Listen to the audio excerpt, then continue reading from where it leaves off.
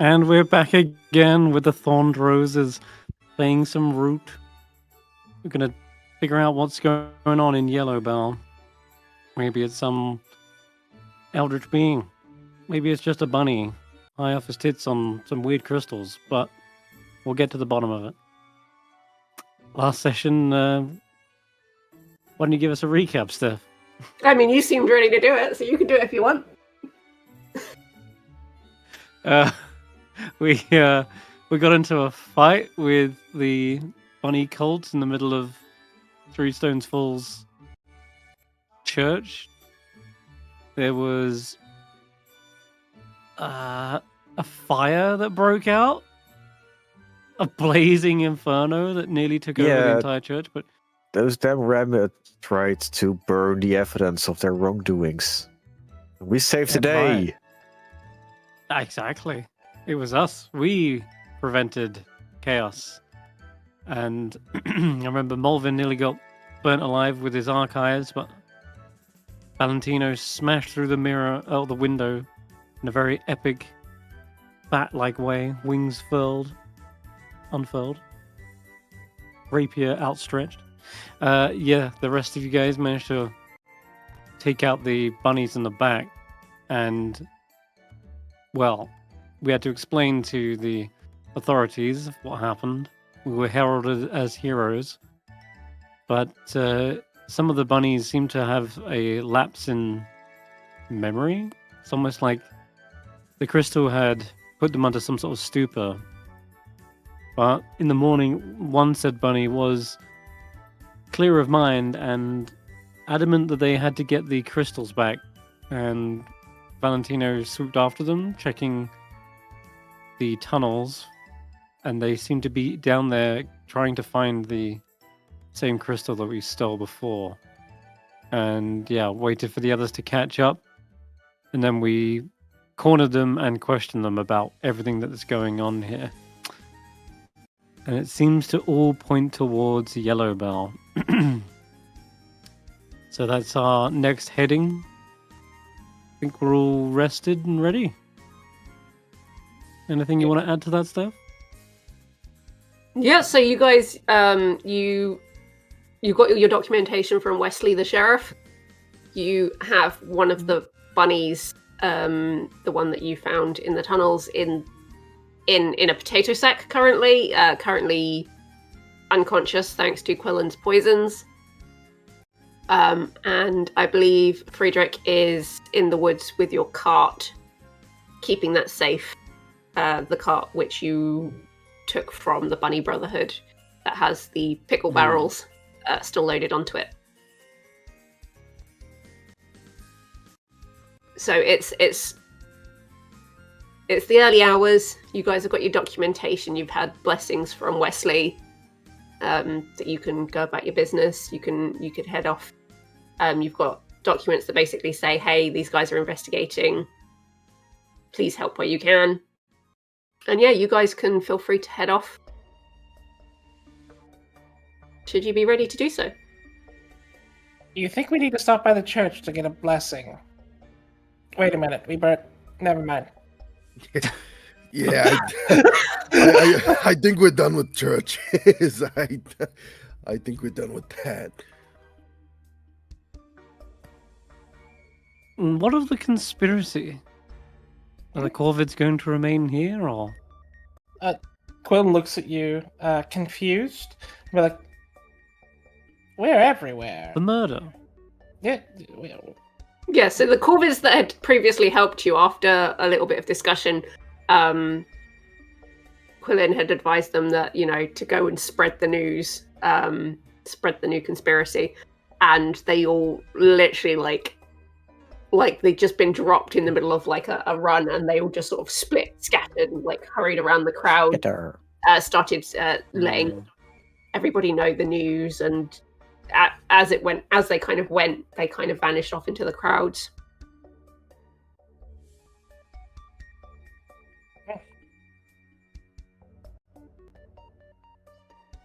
Being so well versed, the Valentino, the conspiracy's everywhere. Oh, right. Yes, I didn't realize how situated they are.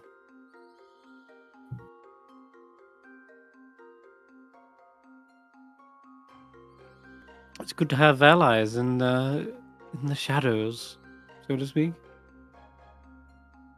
We'll like look over in like the nearest alleyway and probably see like a Corvid literally standing like in that alleyway.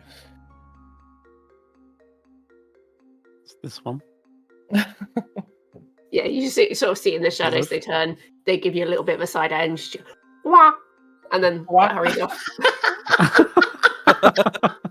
Of course, that's gonna get included. What? Hmm. What indeed? It's new code language. It's like thieves' cant. Mm. Steve Squant.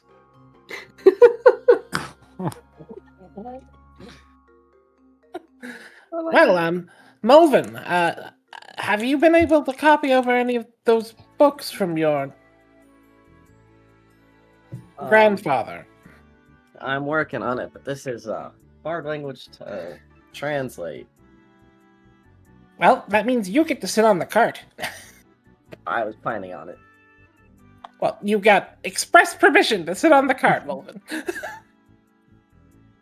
Oh yeah, maybe I could sit on the cart too. No, you're part of the forward squad, Ratthew. Yeah.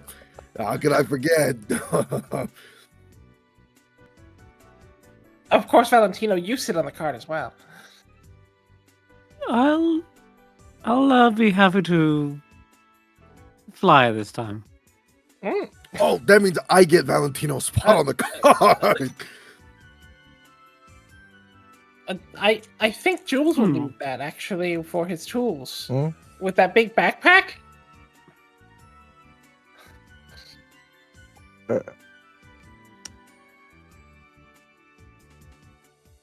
Well, can we not all go in the cart? Like the last time? That works. We went very fast. Who's going to pull? Oh, The carts. that was downhill. I'm not sure that's the best option this time. I'll keep an eye out for potholes, though. Let's go find Freddy.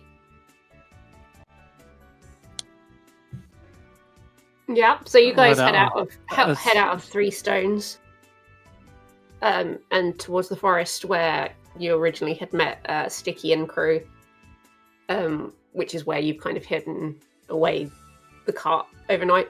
Freddy's already there. He's uncovered the cart ready for you guys to arrive and so that you can depart as quickly as possible.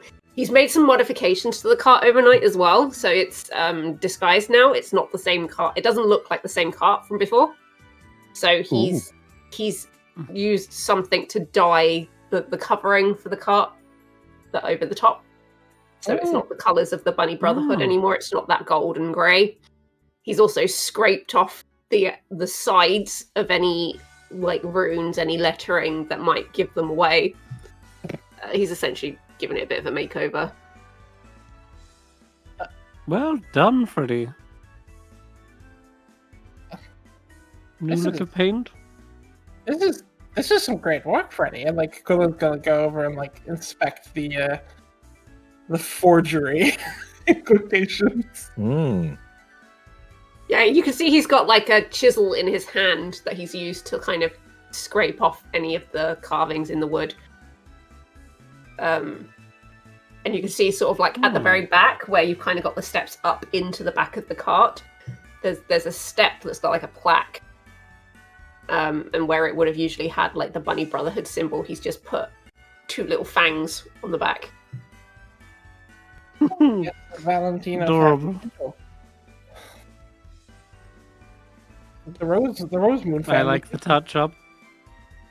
Yes, indeed. You know, we are going into Marquis territory. That we are. Do I need to use the potato sack again?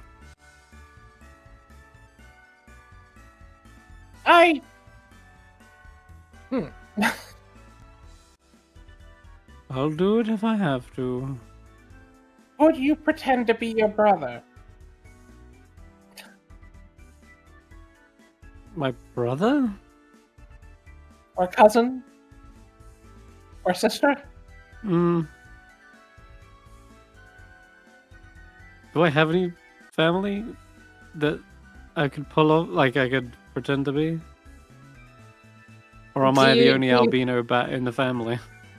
Well, your family is probably full of albino bats. I imagine it's sort of like a hereditary. It's how you know you're a rose moon. So all of them kind of look like. That's why you're so recognizable straight off the bat. Is because you've got that unique coloring from your family. Whether you've got siblings, that's entirely your choice. Okay. I need to spend some value to get like a disguise or something. No. You would do. Speaking of, I don't think we have much value left on our team.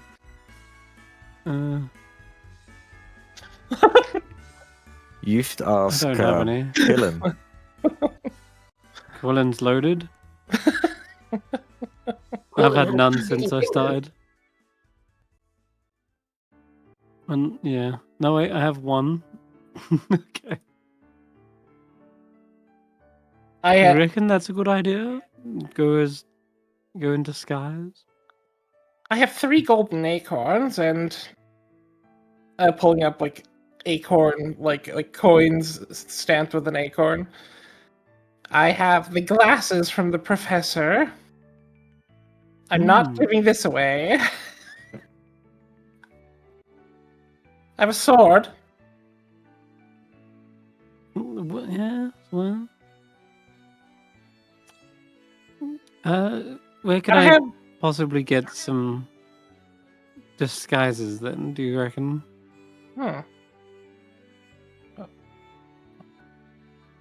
You see Freddy kind of like he kind of pats you on the shoulder and then he holds up a finger and then he kind of rushes off. And then a short while later he comes back with a very small bag. He comes over to you and he pulls out like a baker boy hat and he sort of arranges it over the top of your ears and then jams it on your head to try and like disguise your ears. And then he brings out a long stripy scarf that clashes horribly with it, and then he kind of wraps that round your neck. Uh-oh. Oh, goodness, Freddy, I can't be seen dead with this, or even alive. This is clashing and... Do you have any spare whiskers I could have, Freddy? Oh, I got this helmet. I think I have an idea. A helmet? The helmet from Scrongleton. From the Marquise yet? Got their symbol. That fit on my head? I imagine like we're moving on the road while we have this conversation almost. We can use the scarf to tie in your ears. I was thinking maybe get a big cloak. I get some whiskers that I'll attach to my face. Then I'll put a cotton tail on my rear and I can be a rabbit. We could easily pull off for a white rabbit. Or perhaps this might be a little bit of a long shot. We put the scarf over your head like this, and we use these 2 big pieces of wood on your face, and we tie it like this, and maybe some stilts here, and you could be a stork. Oh my god!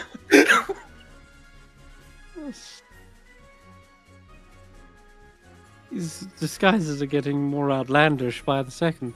And if we put this crown on you, you can be the king of the Marquisiat, right? That's a thing. No, never mind. Isn't that going to draw attention? I don't think we need to give him any more attention.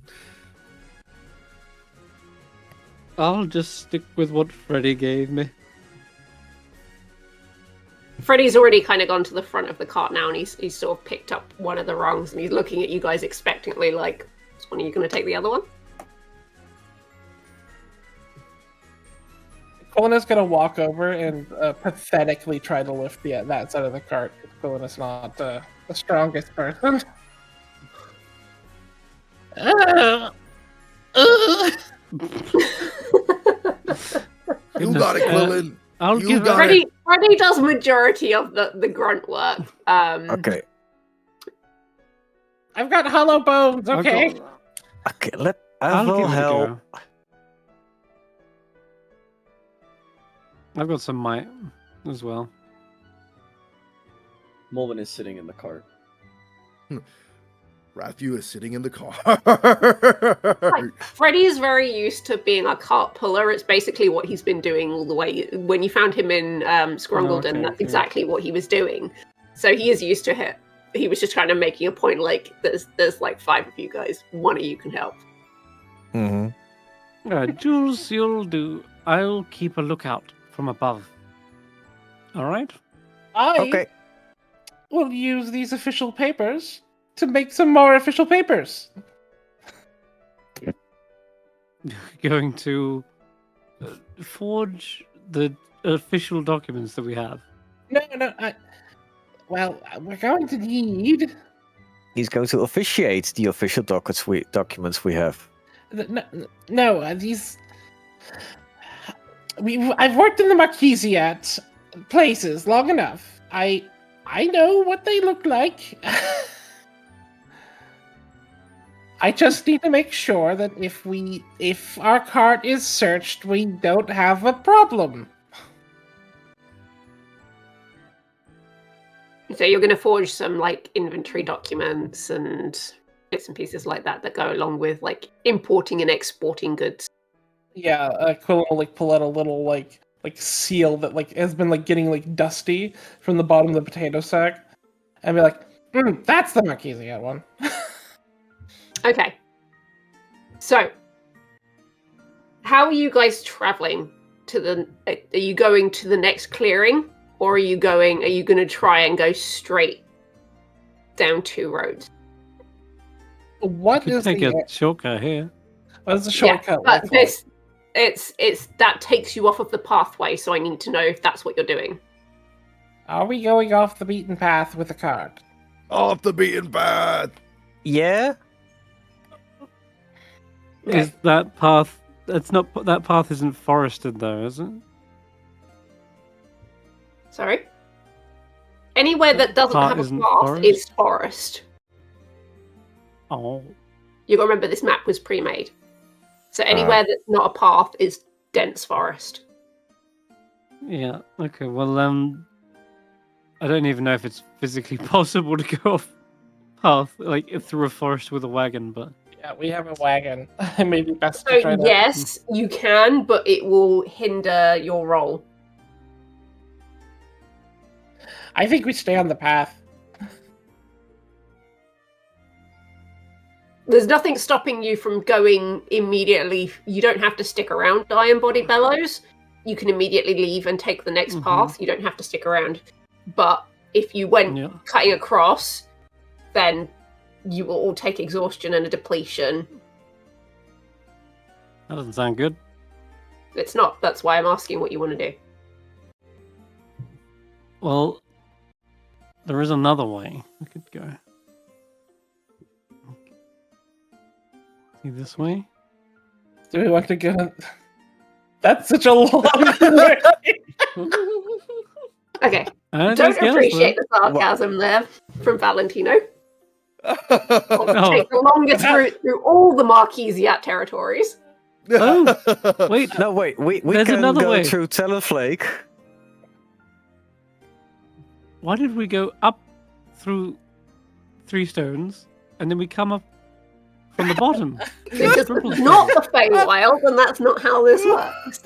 We could just Oh, go through the Iron Body. why are we going through the road? We can build a raft, and then we go down. Oh my god.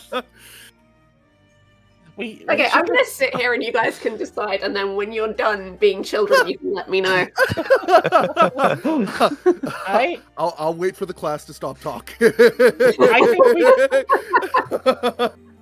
I think we go to That Iron sounds Body. exciting. We just go through the Iron Body. Yeah. I mean, it's the safest thing to do. Yeah. That's probably where Freddy's taking us anyway. Freddy's already decided. Also, we're having this conversation. Yeah. Okay. All right. So you're let's taking, stick to the so you're path. So I taking the can't. pathways. I can't see. Yes, if you're in the forest, I won't be able to see you from all the canopies. Okay. So we're taking the path from Sea Stones to Iron Body Bellows down to Yellowbelly afterwards. Bollies. Yep. So, Yeah. who is going to make the first roll to travel?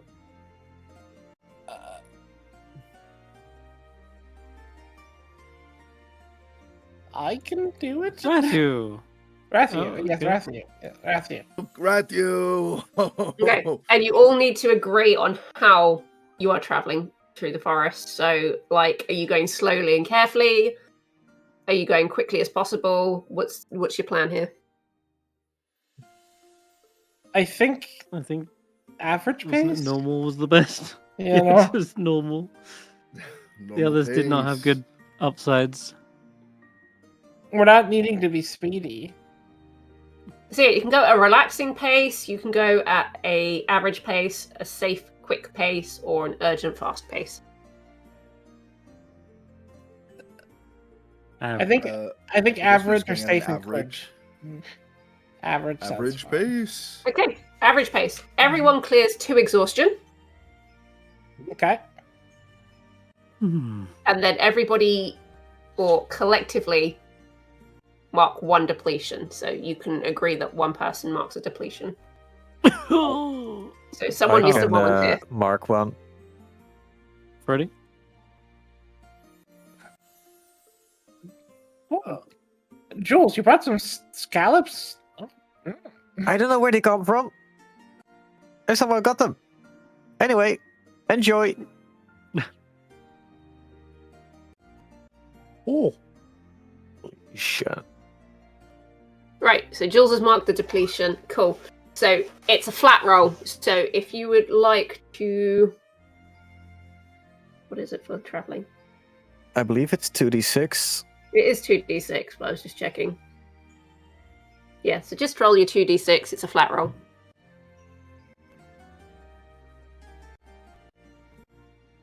Ratthew? Oh yeah, it's me. Woo! Ooh.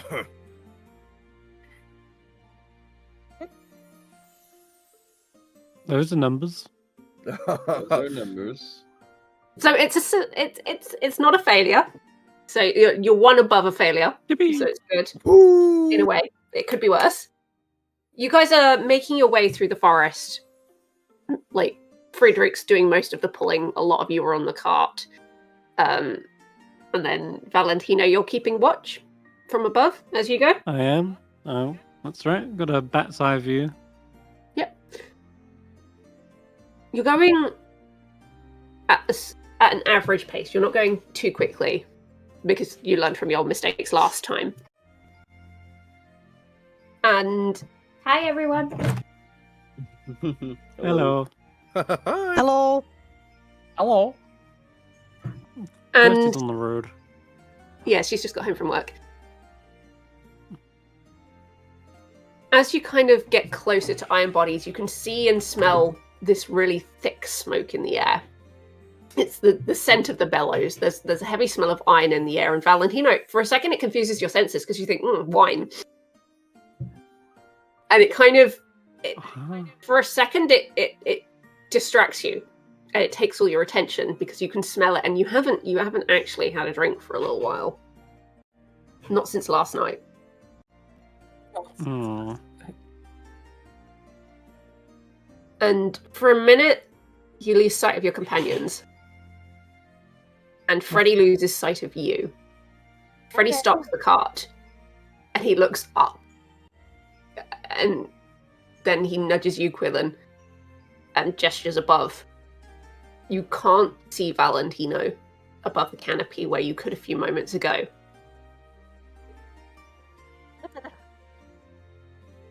And Valentino, you look down into the canopy, and all you see is dark. I will pull out the recorder alarm that I never use, and I'm just going to blow it. I'm going to blow it as loud as I possibly can. Yeah. Valentino, you hear this high-pitched whistle from below.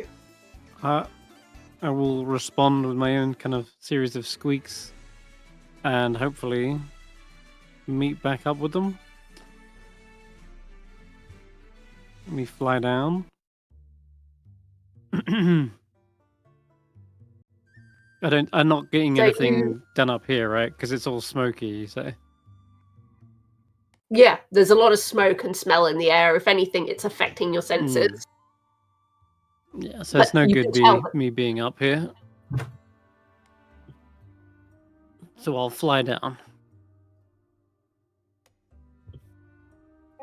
Valentino! Sorry, I'll be 2 seconds, guys. Eek! Eek! Going down, going down. Oh, it's awfully smoky up there. I have really got to lay off the green moat. Didn't know there were such prolific smokers in Iron Body Bellows. Those iron bodies. Yes. Those iron bodies. Hot box all of Furfallen.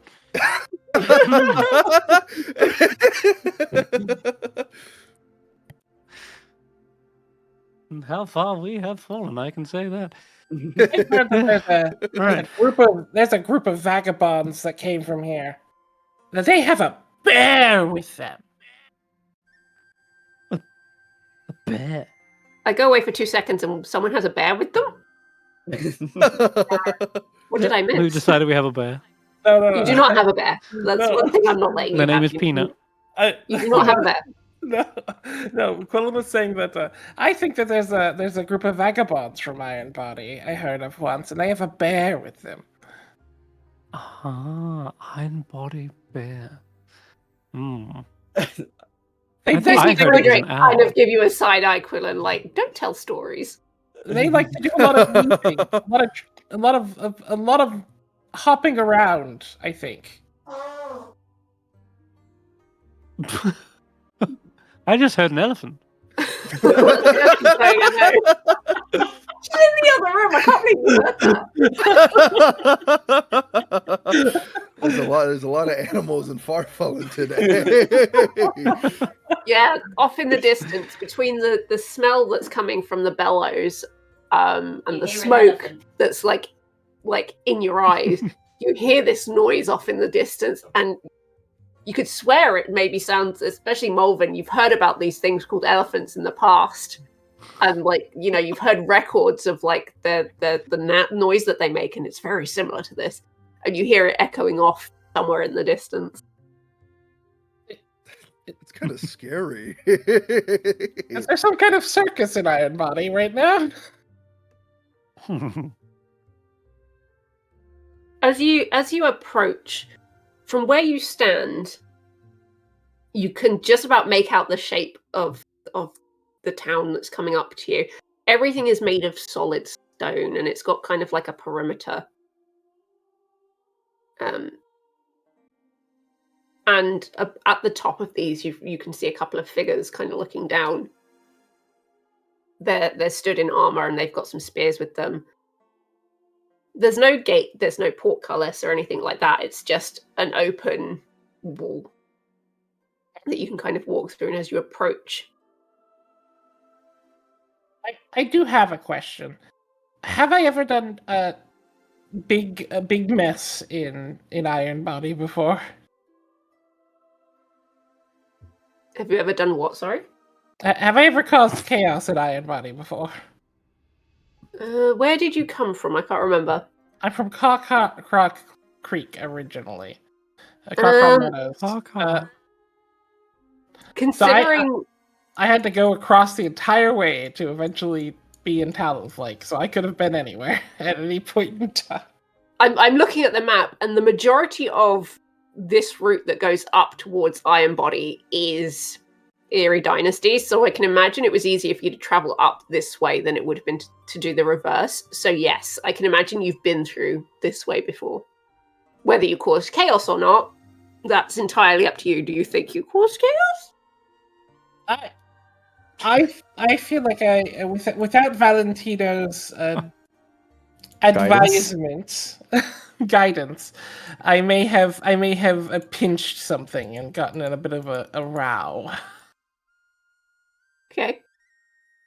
So Quillon will pull up their stolen scarf over their head.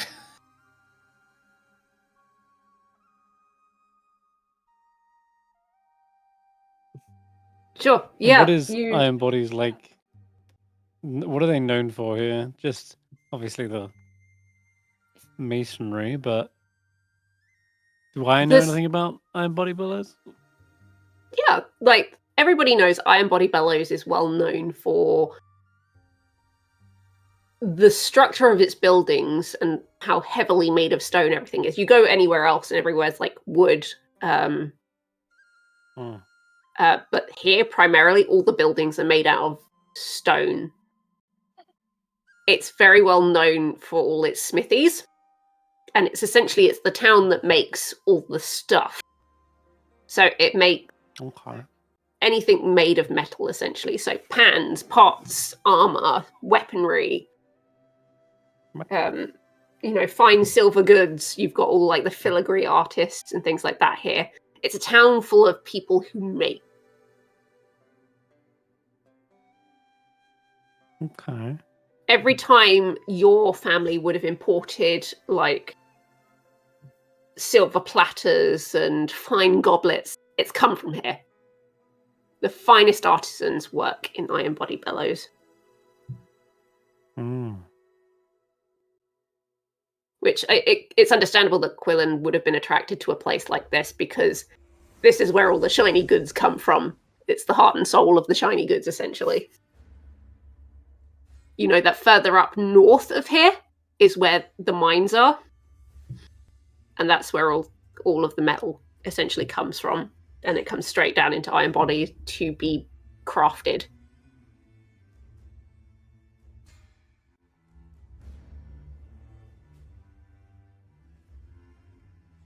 Well, right, I'll keep a low profile. Yes, Do we need to stop for supplies, or do we have to stay here for the day? I need to stop by a shop. Just give me a little bit. That little laugh. Yeah, that wasn't weird. Or if you're getting supplies, could you get me a bottle for the road? Feeling a little faint. I haven't had much to drink today. Any wine will do, really.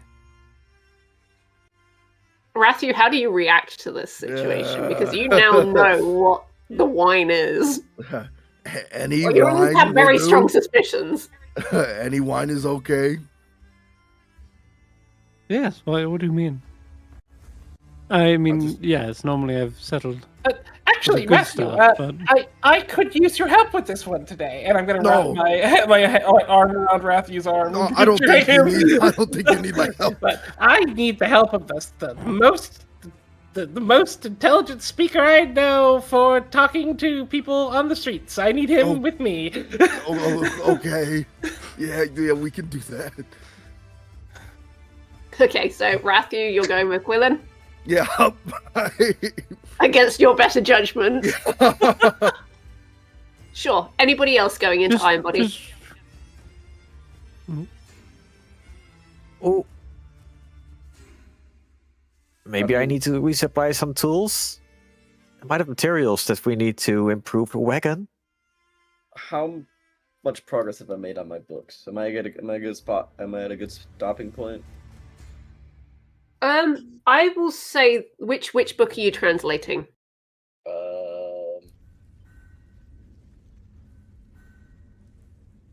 Probably Molevin Volume 1, or Molevin Volume 1.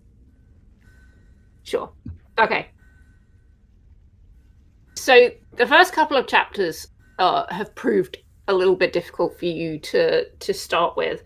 So you've kind of flicked through to find an easier looking chapter and one that's got maybe giveaway things to, where you've got like duplicates of symbols that could be like vowels and things like that. And as you've kind of gone through, you compared it to other types of runes that are currently widely used so that you can kind of figure out what they mean. And you find a chapter that kind of talks a lot about frogs. And you spend a lot of time on this cart journey going through like, okay, what logically makes sense here? And there's a map that you find in here that kind of resembles very faintly one from your own volume that is of Lilyfront Creek, which is where a lot of the Frog Clan kind of originated before they kind of scattered. It's one of the main separate places that has a body of water in it. For the most part, most of them are rivers. This is one that's got like a large lake of its own, which essentially the town is kind of built on top of. So this chapter kind of pertains to that. But it also talks about the nearby towns and the well system that's kind of been incorporated by the Frog Clan. It's the way that they were kind of expanding their territory, and they'd made a deal with the Eyrie to kind of place these wells around Furfallen. That's about as far as you've gotten so far. Mm.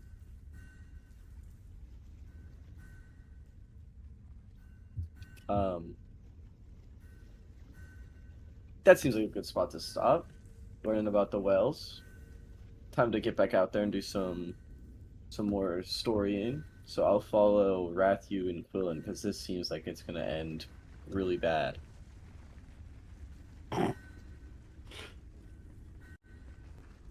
Okay. Just find the nearest shopkeep. It'll be fine.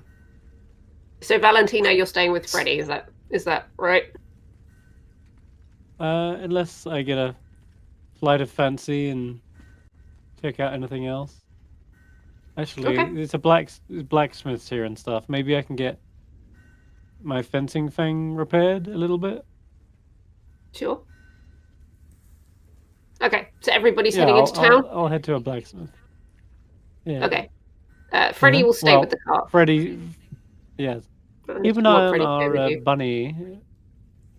No, keep an eye on the bunny, and if he wakes up, knock him back out again. All right. He gives you a nod. It doesn't even hesitate. Nods. Off we go. You head into Iron Body Bellows, and you can see the source of the smoke. Along either edge as you enter, these huge stone buildings, they look like stone ovens, like the pizza ovens. So they're like, they go up in like an arch at the top, and then they've just got these huge chimneys that are kind of billowing out this thick smoke. And there's several of these in a row as you enter town. The doors are wide open, and you can hear the clanging of metal, and you can hear workshops abuzz with craft.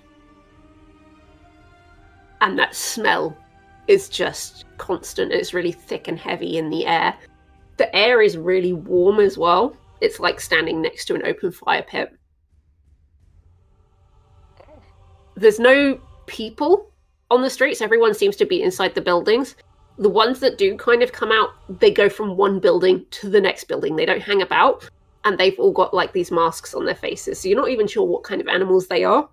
But as they move from building to building, they seem to keep their faces covered, whether that's because of the smoke or because health and safety reasons. Like gas masks? They're very similar to gas masks, yes. But like, okay. You think some of them have like welding masks and stuff as well? Yeah, it's a mix of varieties. I think it depends on which workshop they're coming out of. If they're coming out of somewhere that's like a welding shop, then yeah, it's more of a like protecting their face from the sparks. If it's maybe like glass blowing or like a bellows, then it's probably more like a gas mask.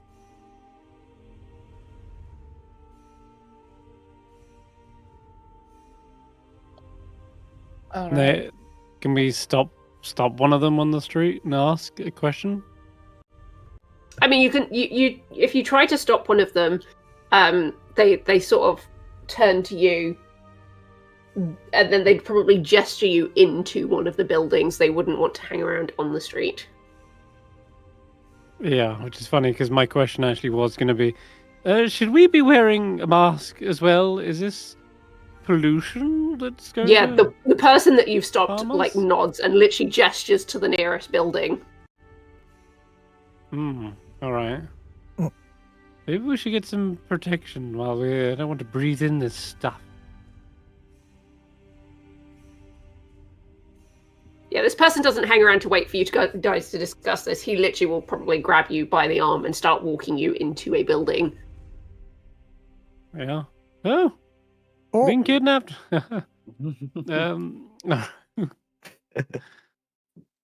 Yeah, Valentino, you get dragged Alright, into it's essentially a glass blowing shop. It's very much the same as the others. It's this huge like arched room with a chimney. You see several artisans sitting on stools. They've got the long metal pipe and they're all blowing into them, and you can see the colourful glass kind of forming at the end. There's rows and rows of shelving in here. It's all very delicate vases and glass figurines of different animals. There's an entire shelf that's simply dedicated to like the marquise. There's one for the Eerie. And then there's a bunch of like oddly shaped, they look like trees. And the person that's kind of dragged you in, they kind of drag you further into the shop, like in front of like a huge. It's like a tub of water rather than a bucket.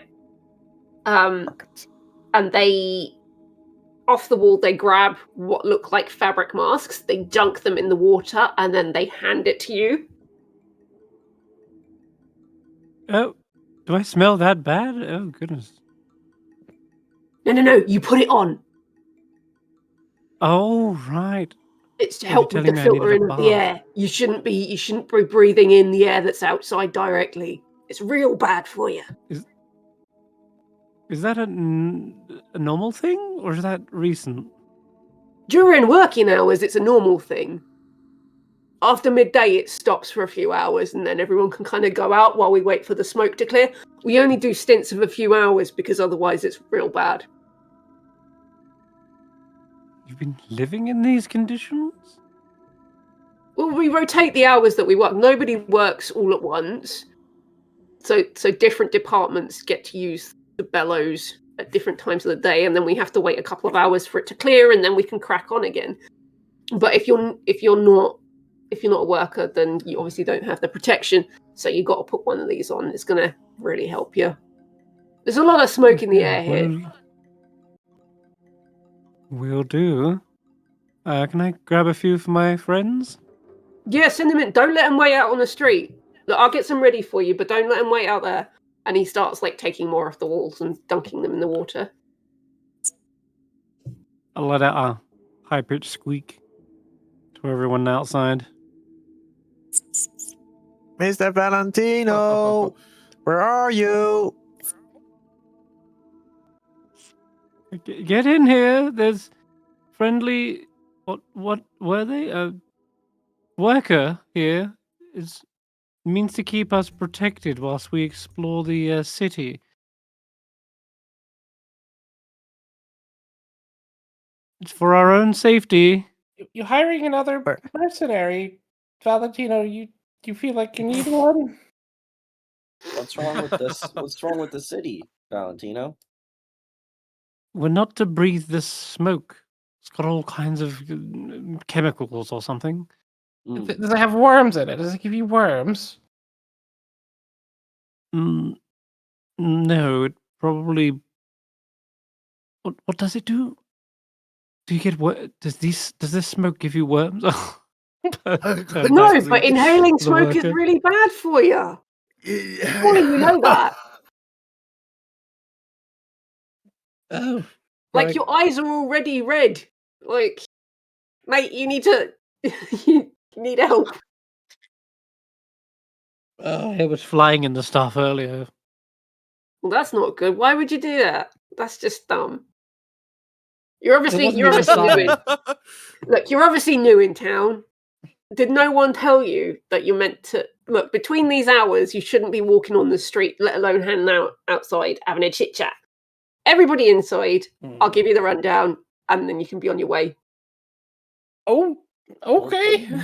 Thank you, sir. It's very kind of you. Yeah, look, it's not good for business if people die in our town. All right. So he takes a mask for each of you. He dunks it in the water, and then he hands it round to you. So these fabric masks, it feels like they've kind of got like you know those like gel pearls that if you put them in water, they soak them up and they expand. They've essentially got those in between like a fabric pocket, basically, so you can, and it acts as like a filter for the water. You don't know how it works exactly, but the minute you put it on, you feel like when you're getting over a cold and you can suddenly breathe through your nose. You didn't realize that you were struggling so much until you put this on. Do I put this on with? Hey, instead of giving these to other people, why don't you put them all over the furnaces so the smoke gets filtered through the masks and we don't have to give it to the people? Yeah, see, we tried that once. A building exploded. So, Oh my goodness. yeah, we're working out the kinks. We ain't quite got there yet. We're a town of craftsmen. We're not scientists. Hey, and if you try to run the smoke through water, like,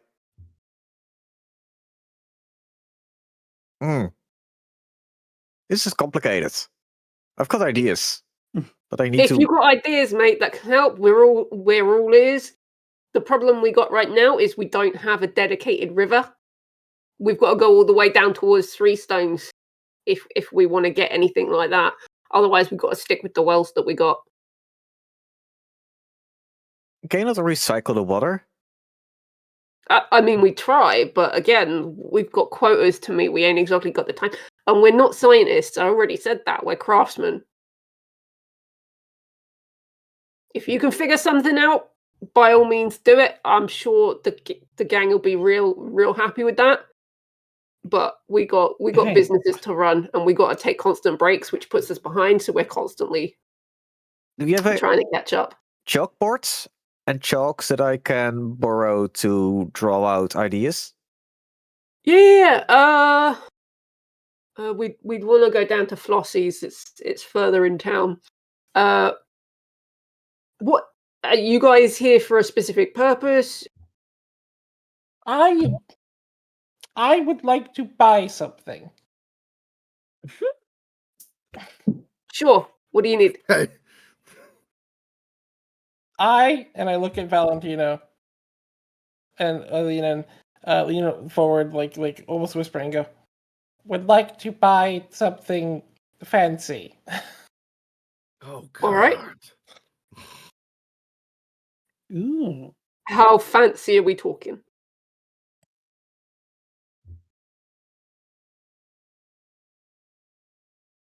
Something that family up in Talonflake orders. All right. Let me have a think. All right. We'll take you to Shrimlands. That's probably your best port of call. They do the finest silversmith in town. Flossie's is on the way, so we can drop off your friend. Anywhere else you guys have got to go? Yes, I would like this repaired. And I draw. Oh, actually, wait. Just realized when I draw this, everyone knows who I. That's right. We're in the era, right? I'll just say I need a weapon repaired. Oh, It's of well, not of metal. It's of bone. bone. All right. I was going to say I could do that for you, but if it's bone, you're going to want skiff. All right. Skiff. Skiff is a bit of an oddball. I will warn you now.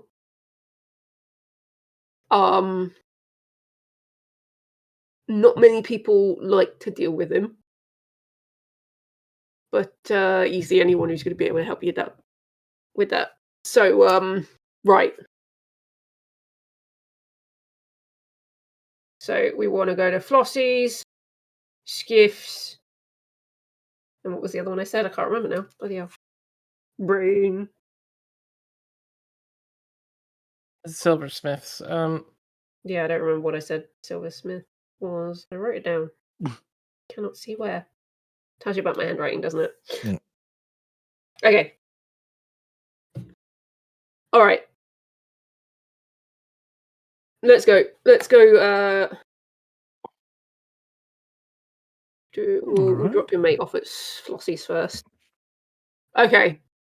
Right, you ready? We're gonna have to go from building. We're gonna have to go building to building. It's about 6 buildings down. Lead on. All right. He heads up to the doorway. He makes sure that you guys are all gathered, and then he literally gestures, and you all very quickly run, essentially into the next building, and then the next building. And now you suddenly realize why all the doors to these buildings are open, so that people can go from one building to the next as quickly as possible. And you notice there's a pattern. Also, let's in the smoke. As you do move into each of these buildings, you notice some of them, the entryways are open, but then they have quite thick, heavy curtains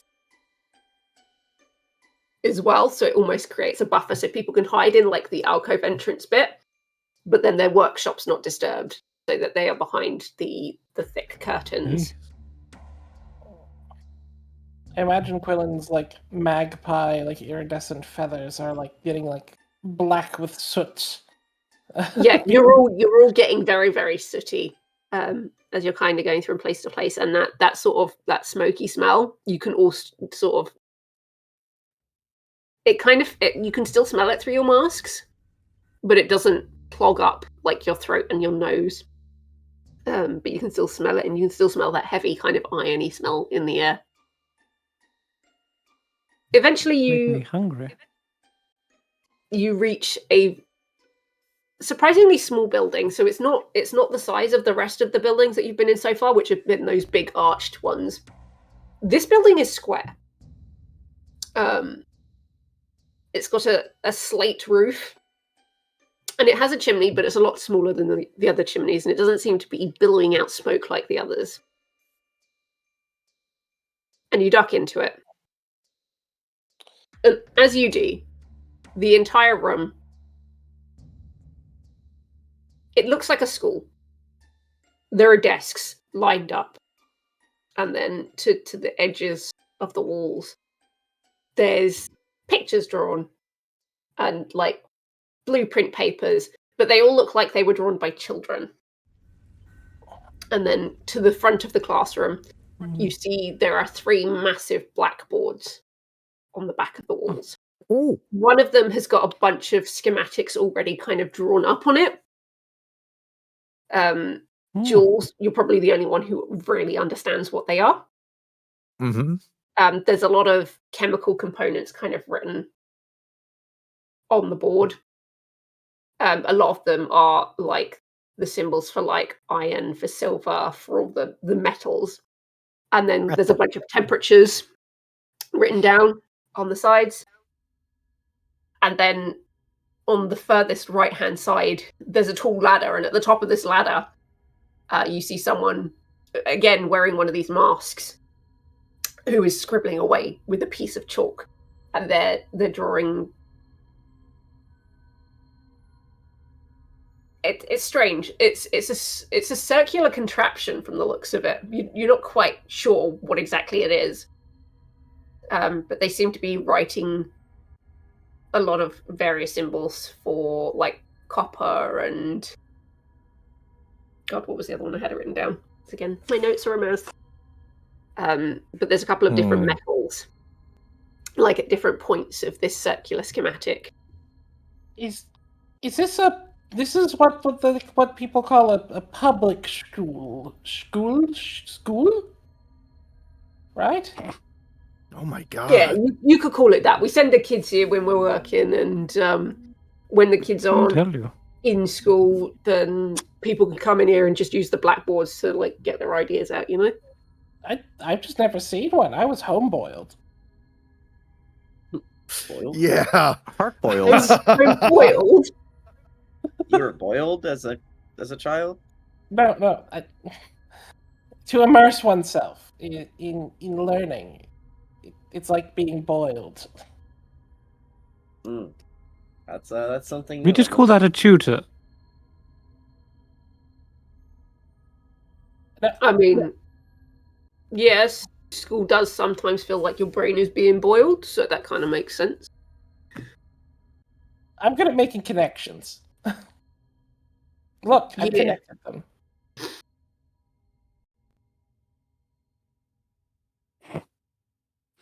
I hold up a string and then I've tied like two pieces of string together. Yeah, you see this guy just kind of like walk up to the ladder. They grab the bottom of the ladder and they give it a bit of a shake. If Flossie, you got visitors, and you just see this. They drop the chalk. They grab the top of the ladder and they're like, yeah. Where? They are a sheep. Gilbert, don't shake the ladder. I've told you 1,000 times that's not the way to get someone's attention. It is effective. Not the way it should be done, though. And you see that they grab the edges of the ladder, and then they put their feet to the sides, and they just slide all the way down to the bottom. And there's like a thud as they've got some heavy boots on, and they just sort of onto the floor. It's a workplace. They just like chalk off their hands on. They're wearing like a leather apron.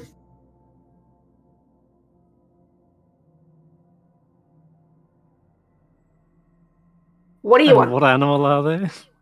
You can't tell. They're wearing a mask. But what about the big woolly coat? I never mentioned a woolly coat. What about the cloven hooves? What about the It's not a sheep. the horns? It's not a sheep. It's not a goat. No. Deer They have went, hooves. Vibrating from each thing. Oh, yeah. What we want? I'd like to use the chalkboards for a bit. Because I got ideas, and I probably need to wipe them. If they're wrong. I mean, yeah, the middle one's not in use right now, so you can use that. Okay. They And will. what's coming from the pipes? Just dust? It's just smoke. Okay. And is it safe to not wear masks in here? You don't have to, but we kind of recommend it just until at least midday, and then obviously everything stops, and then you can take it off because it's going to clear. But you know, normally if school's in session, we shut the doors, and it keeps a lot of the smoke out. So generally, you're pretty safe in here. Okay. Then I'll start making some schematics, starting with the principle of the mask, and then apply it bigger, and make some. You know the waterlock system that's used in the toilet. So from sewer to the toilets, there is a bit of water in a swan neck-like contraption to prevent the fumes from going out. Mm-hmm. I'm feeling something like that would be helpful to be installed on the chimneys. Yeah. But because it's way too high up, I'd imagine using some sort of tube to catch it up high, bring it low, and then make a filtering system that looks like the masks to see how that works. Okay. Yeah. So you can spend some time drawing these schematics. I'm using time to draw out these schematics, and then the people here can figure out if they want to attempt to install this, because I'm not having the time to do that if we're gonna leave by the end of the day. Absolutely fair. What was your... You've got a roll for... It's not tinkering, but... Cunning? It's a cunning thing for my toolbox, right? Yeah. Yeah, for your toolbox, that's the one. So yeah, do the roll for me, and we'll see where you get. Nice! 12. Yeah, you take a bit of chalk and you start, like, sketching away and writing formulas, and, you know, you're kind of muttering your ideas to yourself as you go, and you just watch as this other person who was working on their own schematic, they kind of pause what they do. At first, they're like, they're planning on ignoring you. They pick up their chalk again, they go back to the top of the ladder, and they start work. And then after a few moments of watching you, they stop and they just watch you work. And then the rest of you watch as this person sort of... They don't slide down the ladder this time. They slowly... They've got their eyes on everything that Jules is doing, and 1 foot at a time, 1 hand at a time, they make their way down the ladder. And they just watch. If they Don't be weren't sheepish. wearing the mask, you'd probably see their mouth drop open. Like, oh.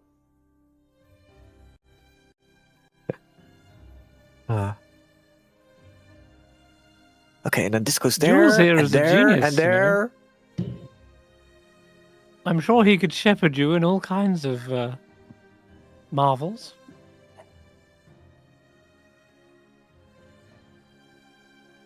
They slowly come over to you, Jules, and stand next to you. And they're just watching and reading what you've put on the board. And then Where did you this, and study? this. Where? Bit everywhere.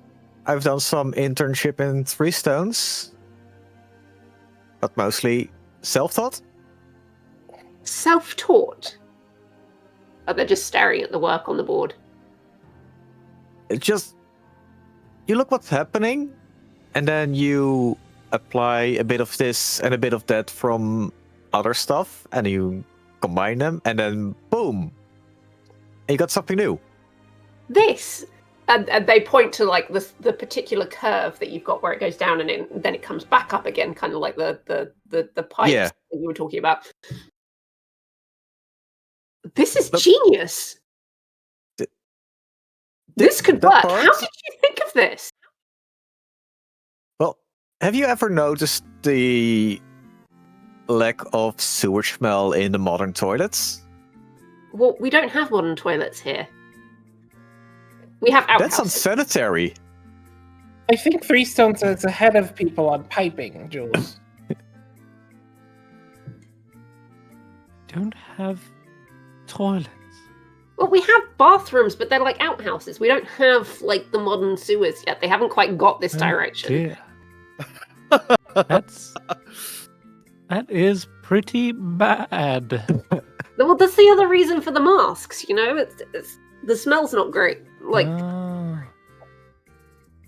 but this could change everything. Like, this could clear the smoke in the air. Yeah, if this works as I hope it will, then most of the bad smell will be captured in that weird wibbly shape. And then if you can remove it from there and then dispose it somewhere else. This is...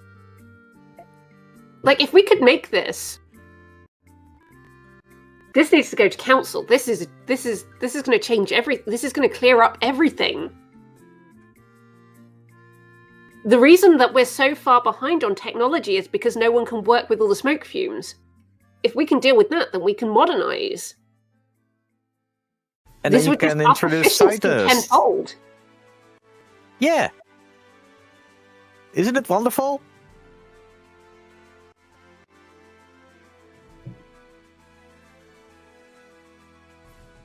Who even are you? Sheer brilliance. Who are you? What is your name? Me? I'm just Jules. Just Jules. Jules Cabaneri, but just Jules. Well, just Jules. This is revolutionary. Of course it is. Okay, this needs to go to council. I'm gonna go and talk to the big man. I will be back. Don't go anywhere. And then they literally run out of the building. Jules, did you just bring a whole city into like the modern era of technology for free? I might have introduced them to the nuclear age. What the new? What are you talking about? You just, what now? Where are these words coming from? What have you just said out loud? The nuclear age? Is that what you said? The new Yes, the nuclear age. As in, it's all clearing the smoke. It's a new Yes, clearing. the nuclear age. Ah.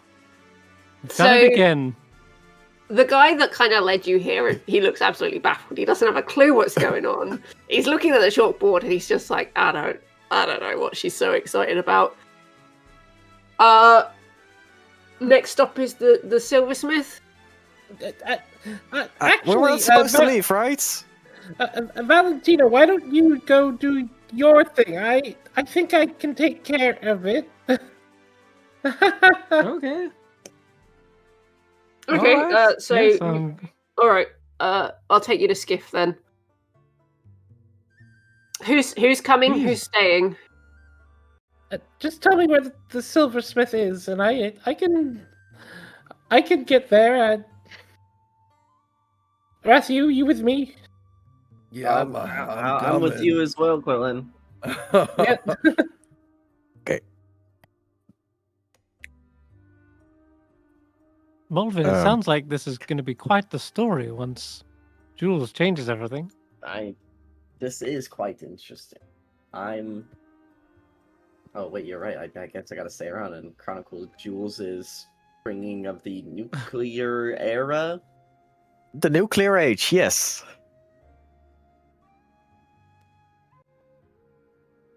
Good luck, Ratthew. And It's either that or you. I'm sure they won't get up to anything You could also. that interesting. Yeah, I'm sure we'll be fine. Absolutely nothing of any historical import or interest, Molevin. Don't you worry. Mm-hmm. I don't like that. I don't. Why? All right. Well, okay. With me then. He kind of leads you outside and he points across the road and he says, Silversmith, you want to go over the road? It's 3 buildings down. As he's giving me direction, I'll be like, Flossie was a sheep, right? Right? That's what I was picking up? No. What? What was Flossie's a mouse. I was putting in all the... Oh, I'm sure all of those Mouse? sheep puns probably went over their head then. Yeah, probably. At being told where the silversmith is, Quillon will literally like pick up like just drag Ratthew along, like moving, like just little hops, just little hops across the floor. Yeah. So the silversmith's is very much like the others. It kind of looks like that big pizza oven sort of situation. As you step inside, it's one of these ones that's got those really thick, heavy curtains. They're like stage curtains, really. They're a nice plush velvet. But they're sort of darkened with soot. So as you move them, there's just like this cloud that kind of comes off them. and you can slip through in. And this place is set up like a banquet hall. So it's all the platters, all the cake stands, everything is set up as like a display. There's this huge long table in the middle of the room that's covered in all these fine silver trays, goblets, knives, forks, spoons, you name it. And then along the walls, you've also got like decorative family shields, display swords, you name it. There's delicate silver frames. And the entire room, you suspect if any flinchling of sunshine got through those curtains, it would probably blind you. Claude goes completely stiff upon entering. Upon looking at this, and just goes,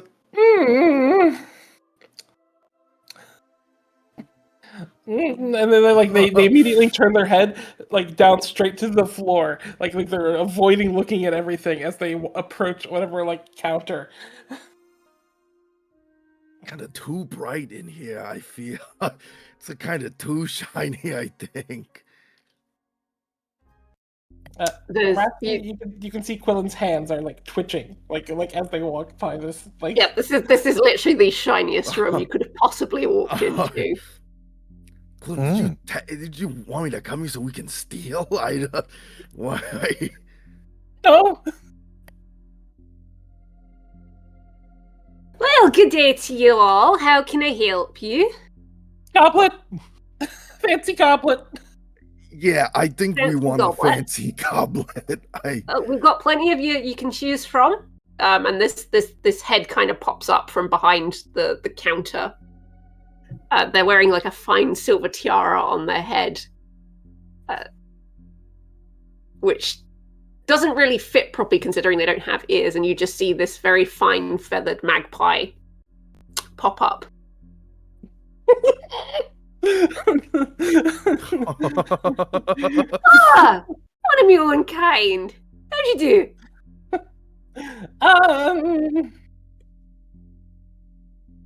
We're Yes. good. We're fine. Glad to hear it. Now, we wanted a fine goblet, did we? Follow me. Yeah. And she kind of hops from behind the counter and goes along the dinner table. And she's gesturing. As you can see, we have the finest of wares.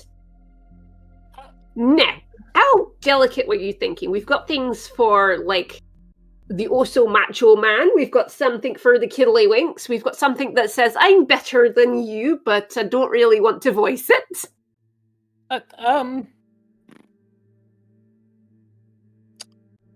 What about something that says, I'm the most interesting person you will ever meet? But also, they're very nice. It's kind of specific. I didn't know. That is very specific. I know goblets looked like that. Oh, you'd be surprised what kind of vibe you can give off with a goblet. The rose moons. What did they buy? Rose moon goblets. Oh, those are very special. Let me show you. I keep these ones in the back. Follow me. And she kind of hops along, and there's a glass door with a very delicate like sheath of like silk curtain over the front of it. And she opens it up. It's like double doors. She opens them both up, and there's another room back here. This one doesn't have like a display table. Instead, it's got a large. It looks like a shelf unit, like embedded into the wall, and there's all these little like cubby holes. It almost looks like a trophy case in a way. And these ones aren't just silver; they have jewel encrusted embellishments. Now, the rose moons, they do love a red gem. So I've got garnets and I've got rubies. The rubies are their preferred, but the garnet is a little bit on the cheaper side if you're looking for affordability. There's a couple of prototypes here that they didn't like, so let me show you those, because those ones you can have. Anything that I've made for the Rose Moons, I can't really sell you, but I can show you just because I like to show them off. Okay. So yeah, she takes you to the back wall, and there are all these very, very expensive looking goblets. And there's like a bottom row. Now, these are the ones that were originally designed for the Lord and the Lady. So you can see that the Lady's one is a lot more delicate. The Lord's one is like quite robust, and it holds quite a lot. And then as we go along, you see the one for the wee Valentino. And then you've got one for his third cousin. And then she starts listing all the names of the family members and showing you the sort of prototype goblets. Any of those take your fancy, love? How big is the one that was designed for Valentino? It's average sized, so think like a white wine glass sort of size. Mm-hmm. I've been told the little Rose Moon has very wee hands. What? So I wanted to make sure that it wasn't too heavy for his wrists, you know? Yes, how much would that be?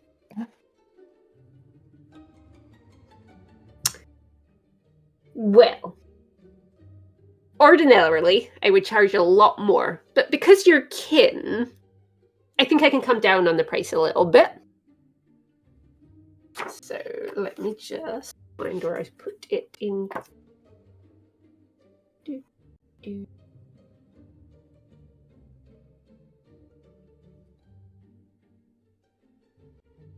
Are you trading in gems?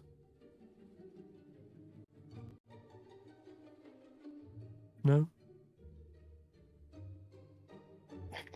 That's entirely up to them. If they want to make an offer, they can make an offer. I am just trying to find the right page I need.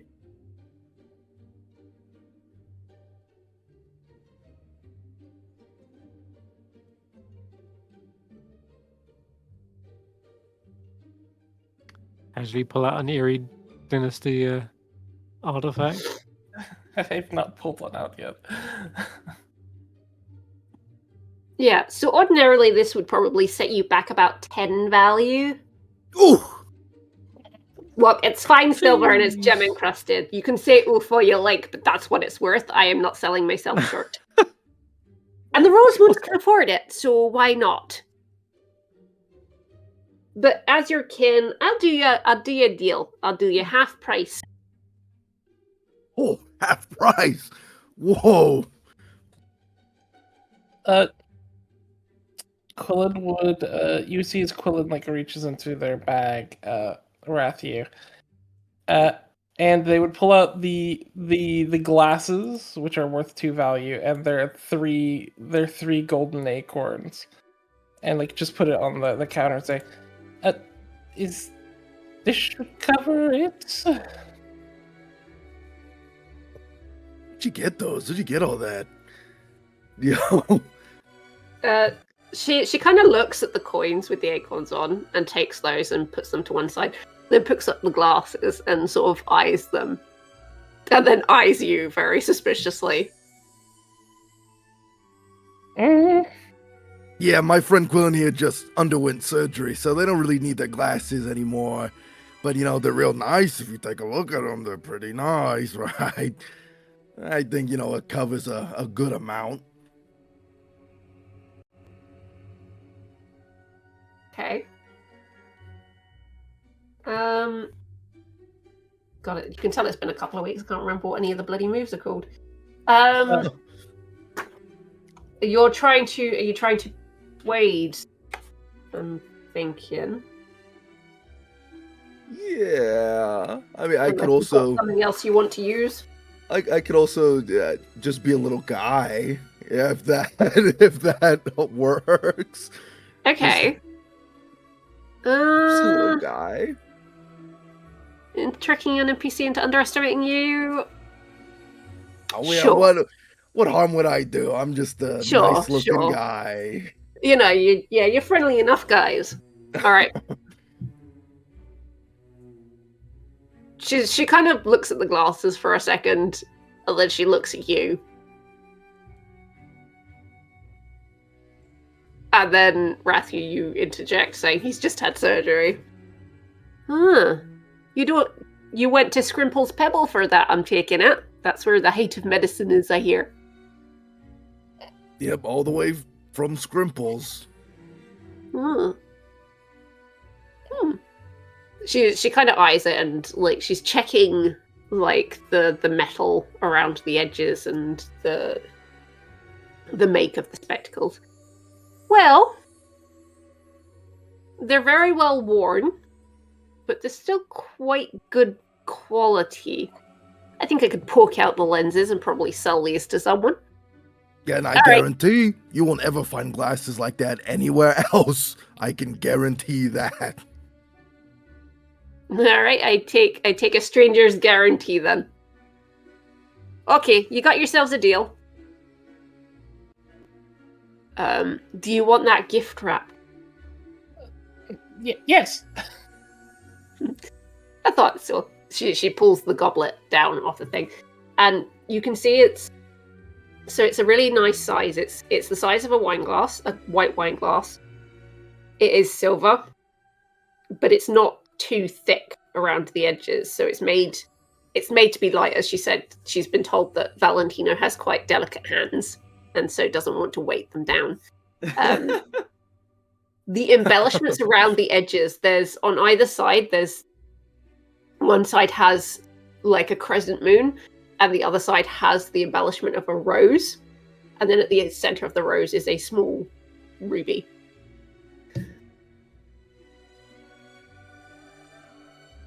She takes it over to the counter, she sets it down, and she starts to wrap it in a very nice fabric, and then she plays like a little bow around it. There you are. Thank you. And Quillon immediately turns her head to the floor, and will walk walk swiftly towards the door, in the sense of the longer they stay in there, the less they will have control over their desire to take everything in this room. Quillon, you leave. Ratthew, you see this magpie sort of laughs to themselves. It's always nice when they don't steal. I can understand the compulsion, but I'm very pleased that they stuck to their guns. Yeah, I'm surprised. But you know, they tap us. you on the shoulder. Give me 1 second. They slip out the back, and they come back 2 seconds later with a small velvet pouch that they put in your hand. A gift for your friend for not stealing from me. Oh, okay, yeah. I didn't know not stealing gets rewarded, but that's good. Well, then we'll just say it's just a gift for a nice couple of guys. Okay, that's us. We're the nice guys. You're welcome back anytime. Oh, thank you, and we won't steal from you ever, so that's nice. Great. The name's Ifling, by the way. The name's huh? Ifling. Okay, good. Yeah, I'm a nice guy. All right. All right. I won't ask. Yeah, thank you so much. Sure. No problem. Nice guy. I'm getting out of there. You just hear this cackle as you leave. Quillon has a look on He's their clearly face, half messing with you. Quillon has a look on their face like they've just went through like a wartime battle when you get outside. Like their feathers are everywhere. Yeah, I'm sure that took a lot of restraint to not, break the law, Quillon.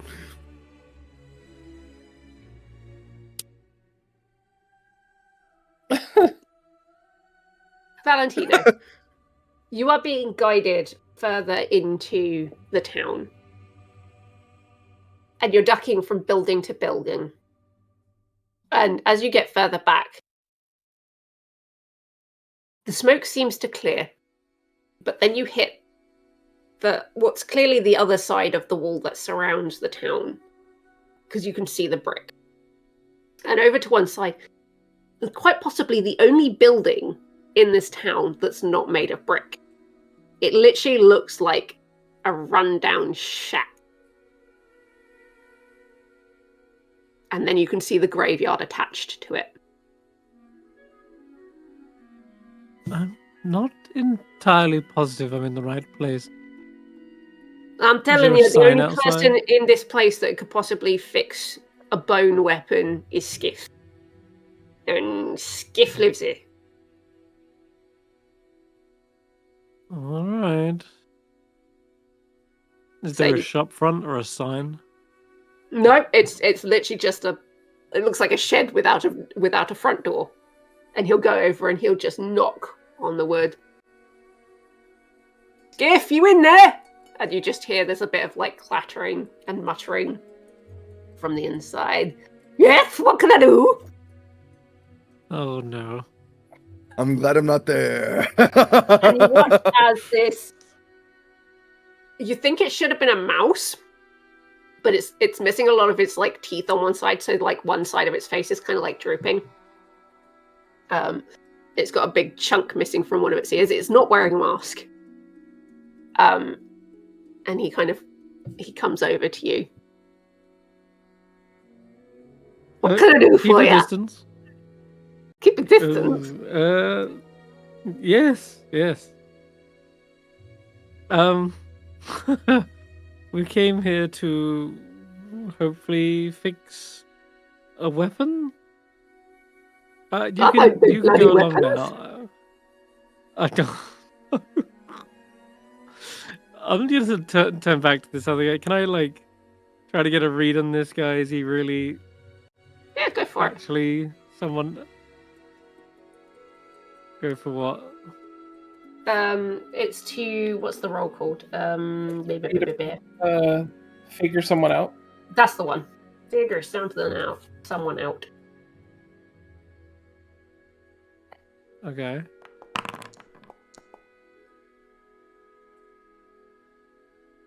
The guy who's led you here, he's not still like steered you wrong so far. He was helpful enough to like get you guys masks and explain everything to you for your own safety. With nothing to gain from this, and he's helped you and your friends. He's given you directions and he's brought you here. The guy in the shed. Yeah, he's not someone that you normally find yourself associating with. I'm gonna ask him, are you sure you can fix a weapon made of bone and not break it in the process? Oh, bone! Bone's another thing entirely. Let's have a look. The question I want to ask is are they telling the truth? Can they fix it? Can they fix bone? Well, they said bone. That's another story entirely. When you said, "Can you fix the weapon?" he was like, "Well, no, I'm not a weaponsmith. I'm not a blacksmith, so no." But the minute you said bone, he kind of lit up like it's more of his speciality. Okay. Is the other guy gone now? Like, no, he's still sort of lingering around, but you can. All right. I can take it from here. Thank you for your assistance. All right, you can find your way back. Yes, no problem. All right, you lot have a good day. The trail of smoke. Yeah, pretty much. All right, Skiff had a good one, and he heads off and he leaves you with Skiff. I'd rather we go inside and do this. Yeah, by all means, come inside. Ah, there we go. All right, Valentino finally crosses the threshold of his home and closes the door and then draws the blade. Well, now, that's something I've not seen for a very long time. You recognize it, eh? Yes, I do. I'm not the one who made it, but my master before me did. Ah. And Well, I'm requesting a certain bit of discretion when fixing this. why is that? I don't want anyone to know I've been here, that's why. It's all right. No one really talks to heard- me anyway. I just clean up all the bodies. Huh? Reminds me of someone I know. Alright, so... You think you could fix this? It's only got a few cracks. May I? And he kind of puts his hands out. Sure. I'll hand it to... What are they? He's a mouse. A mouse. There's a lot of mice in this town. Yeah, they make very good miners. That's how we sort of settled here. Oh. He quite. takes the weapon from you, and he holds it in his he's got very long fingers, and he looks it up and down and he checks it, and he even licks it. Ah, yes, I What know are you exactly doing? what type of bone this is. Come with me. You do. And he kind of But- shuffles towards like the back of his workshop. There's a large desk, and you can see like one. It's clearly uneven, but there's a large book wedged under one leg to kind of prop it and keep it flat. And he sets your sword down on the top of it.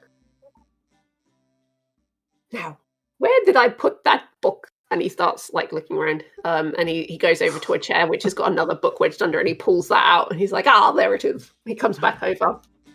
He sets that on the table, and he starts to flick through it. Now, let me see here. Yes. Ah, yes. It's not bone at all. I believe it's a tooth. Or a fang. Right.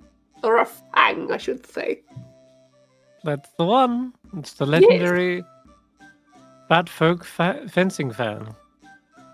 Yes. Now, the key for these, back in the day, this is very, very old things. We don't make them like this now.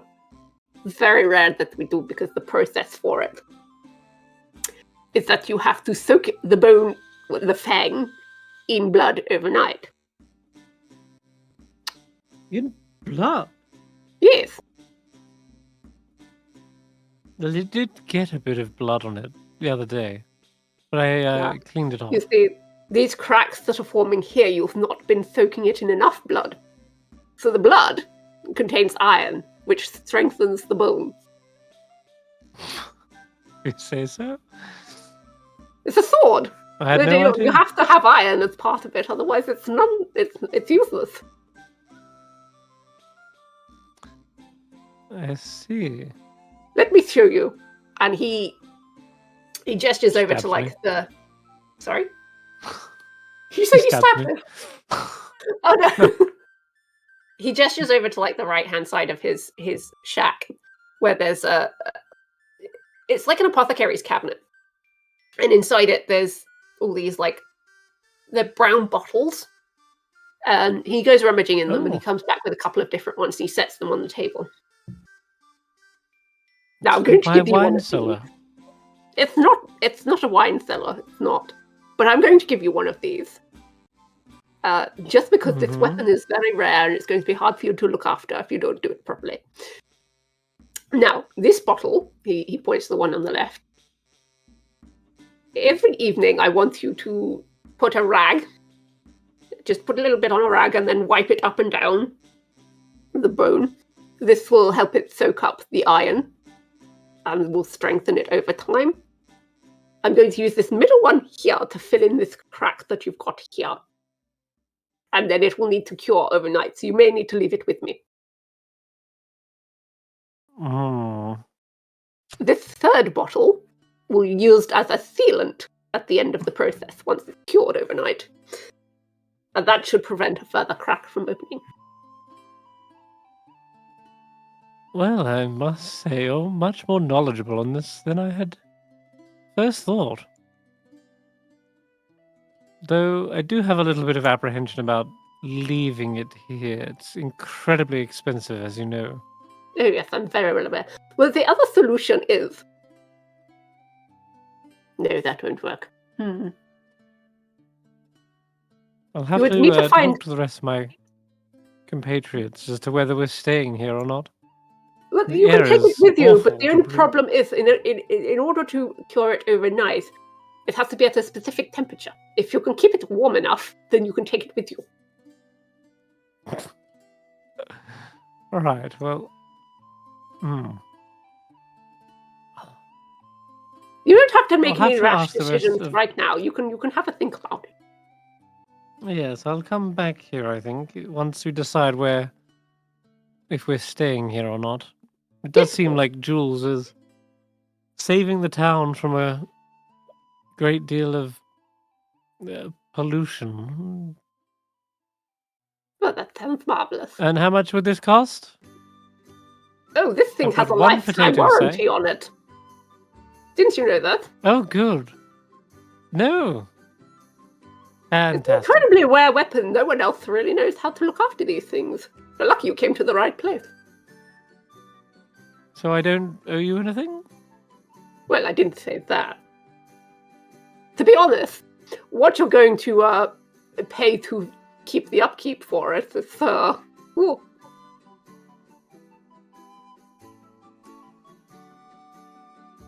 I have a single acorn.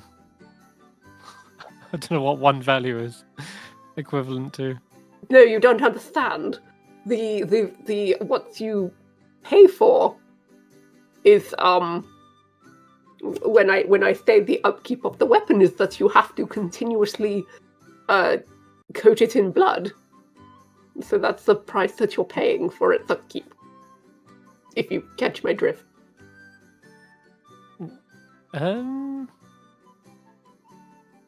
What, like killing things? Oh, I never said killing anything. I'm just saying that you'll need to coat it in fresh blood every now and again. Didn't you say something about having a load of bodies? Yes, but that's not fresh. Ew, that's not Yes. good. No, so I look after the graveyard in the back. With the mine You're a and gravekeeper. Oh, there's the mines up the road. You see, some people die in cave-ins, and I have to bring out the mangled corpses. And then, of course, if there's an accident in town with one of the bellows, sometimes people blow up and catch fire. You know.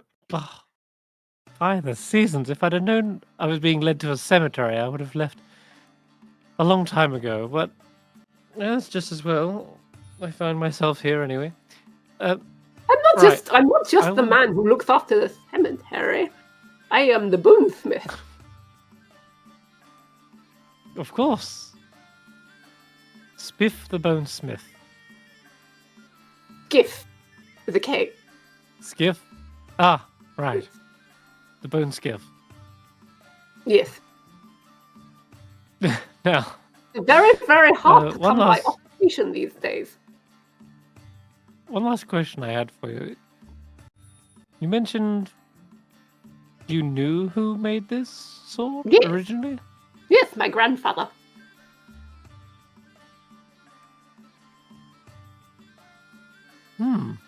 With a very, very old Is he- mouth. Is he still around, or is he Oh no, he's out long back? been. Oh no, he's out back. He's long been out back. Yes. Would you like to visit Okay. him? I'm sure he'd like it if you said hello. Why not? Oh, how Lead wonderful! on. Why don't we take him Oh. tea? And he shuffles to Sure, to like a well- rusted tea kettle that he kind of picks up, and he picks up like a chipped teapot, like teacup as well. Oh, been such a long time since he's had a visitor. He'll be thrilled. I'm sure come. Molevin will want to hear and record all about the great bonesmiths of yesteryear. Oh, Molevin. I knew a Molevin once. There's one Yes, in came town. right here.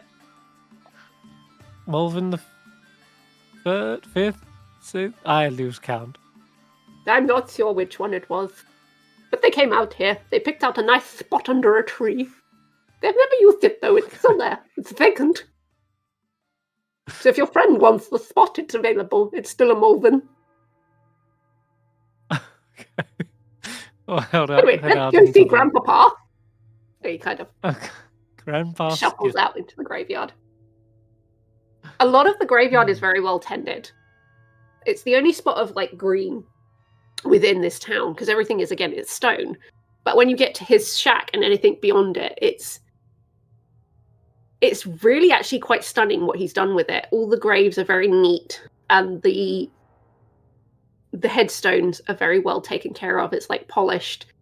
There's flowers encircling it. It's like a really pretty garden. It doesn't look like a graveyard the way that you would have thought about it, especially at this time of day. And you head out, and he takes you all the way to sort of the back. And again, you can see the wall. And then up one side of the wall at the back here, there's this ivy that goes all the way to the top. And it kind of masks where you are within the town. It's a very simple grave. And then on the front of it, it's quite funny. There's a skull and a crossbones on it. Huh.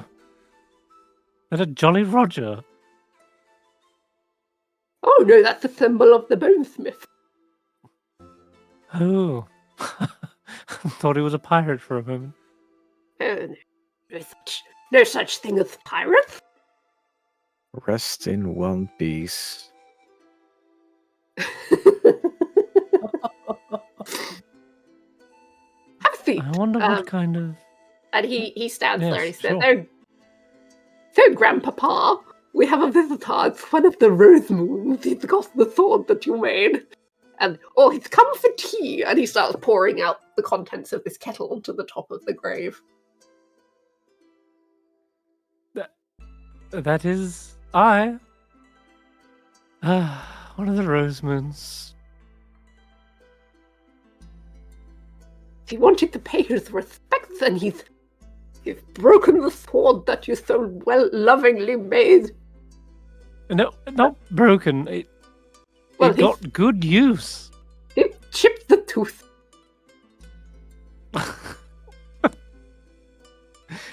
Yes, All right, I do I've shown him how to apologise. repair it and how to take care of it. So he shouldn't be back, and if he is, you can give him a good stern telling off.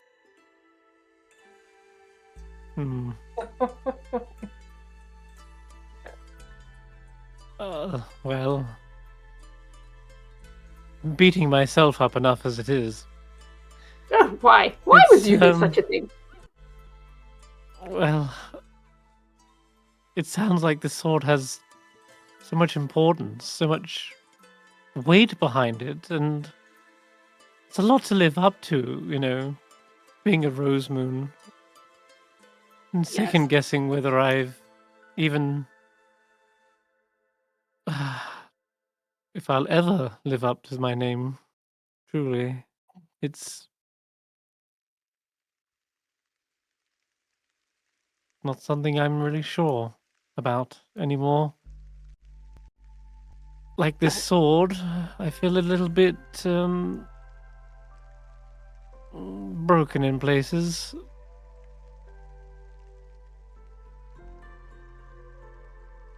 Detached.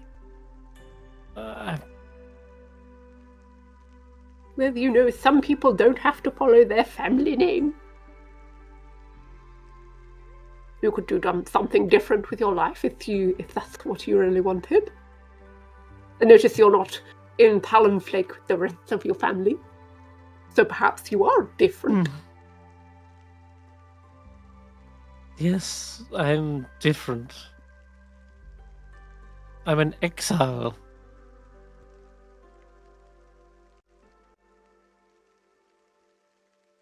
Look, Yes, I show Skiff like this scar on my ear. They there's nothing kicked wrong me with out. being. There's nothing wrong with being exiled. Sometimes that's for the best. I see. I suppose The you're question probably you have used to to ask being yourself on. is, are you currently happy? Hello. Must admit, escaping with Quillon and going on all the adventures with Jules and Ratthew and Molevin it has been some of the most exciting and adventurous days of my life. And if you Has thought certainly about it, been if you hadn't left home, where would you be right now? probably sitting in my room reading a few books. I guess the same as I've always done. Sat at the And if top you of the talent lake, looking down upon all society. and if you compared those two scenarios, the young Valentino here or the Lord Valentino there, whose life would you say is richer? Metaphorically Opens his speaking. little purse. Oh, right. Metaphorically speaking.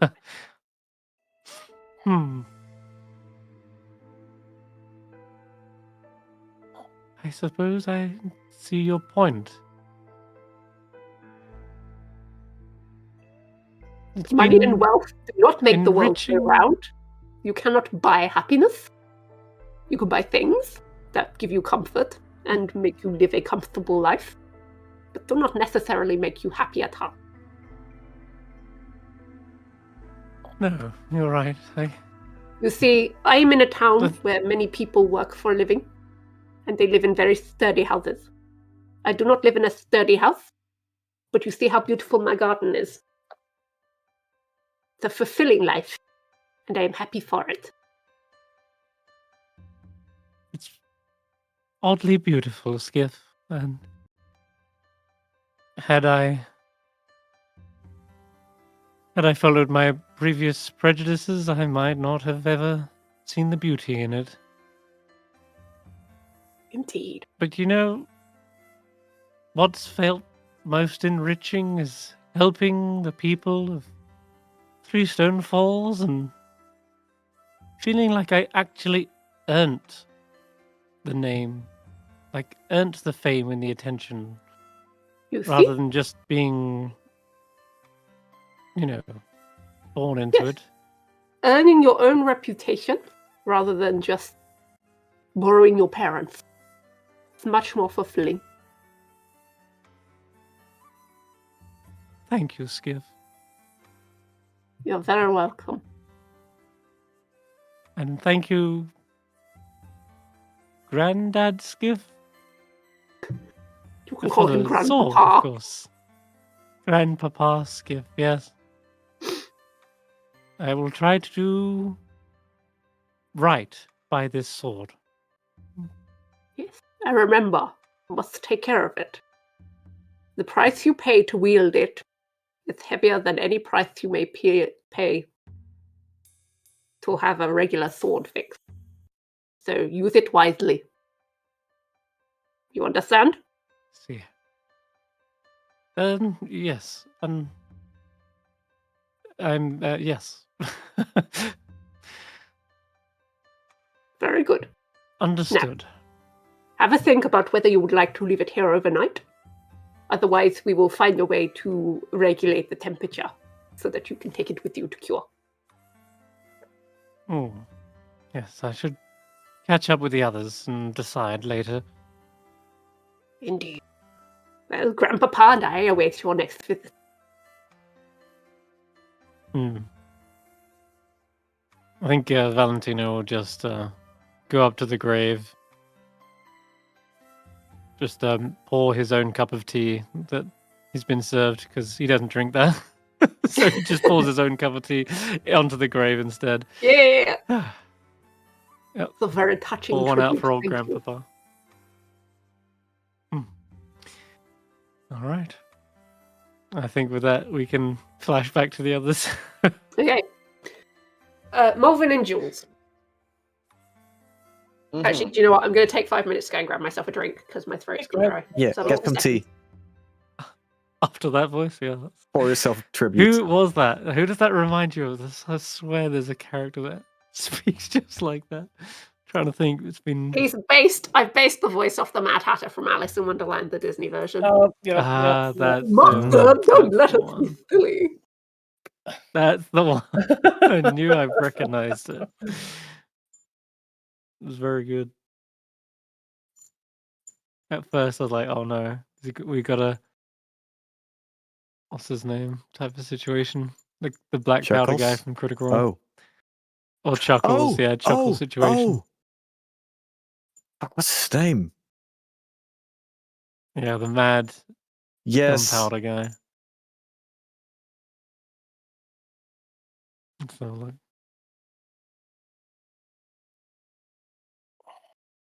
Damn, that's way back.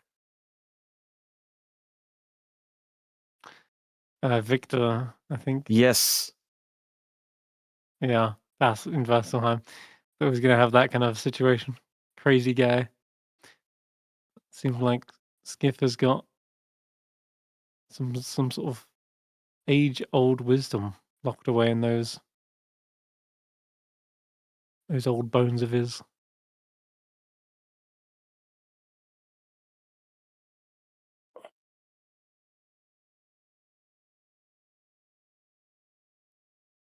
Jules is setting about the nuclear age. Yes. You guys plan to stay here while you set that up? You gotta build the power plant No, first, and then I'm gonna give Yeah, a them the whole power plans to plant. fix their own problems. I mean, they are the craftsmen. If they know how to set it up, they can fix it there on their own.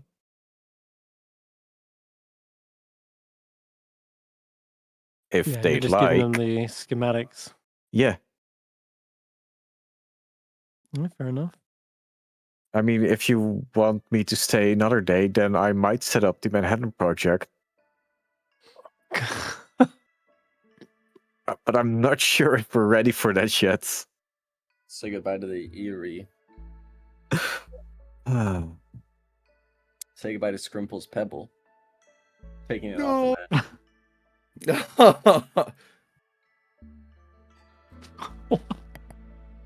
Well, they're just nuking at you.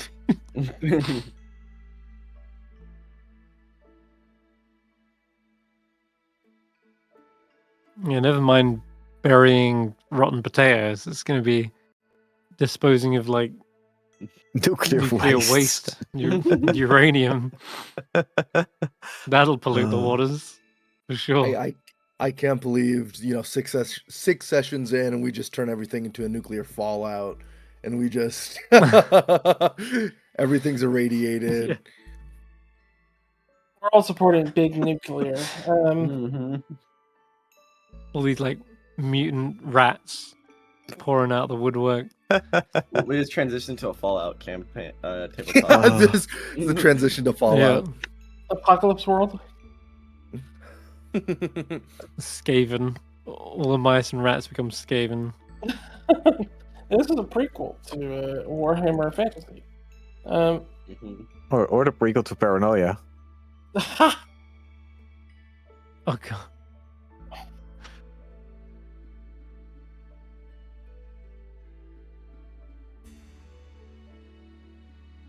Molevin the 9th. That's the one. Okay. Also, be right back. Okay. Yes, I'm Molevin the 9th.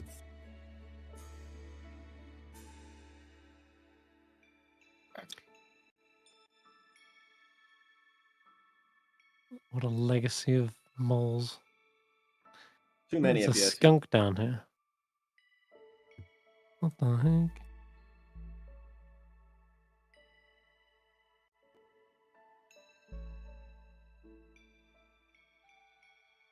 Didn't know I could play a skunk.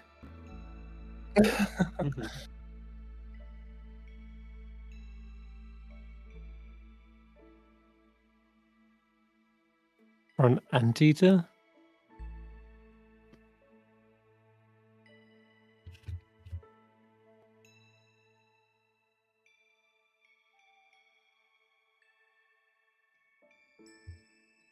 There's the goat.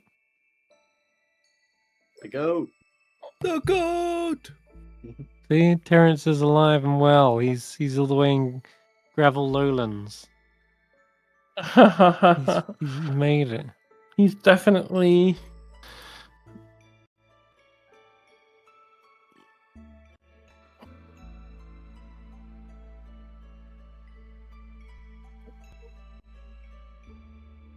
Also, is this some kind of robot from Battlestar Galactica?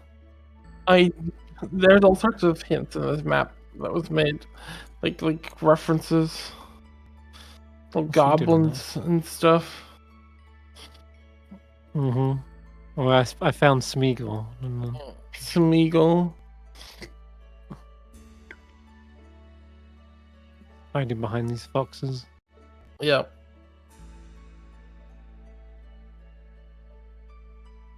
Yeah, there he There is. he is. And I think Alright. that it's just the film Smeagol that's been rendered down based on the pixels. I think that's literally just the Andy Serkis Smeagol, like, shrunk. Probably. There's a lot of like fun bits on this map. Okay. Right, we are back. Right, where were we? Molevin and Jules. I think Zay stepped away for a moment to use the bathroom. Okie dokie. We will do Ratthew and Quillon. Which direction are you heading? Well, I was told to get some wine, so I have to figure out how to get some wine. Oh, I look at Ratthew and I just go, "So, Ratthew,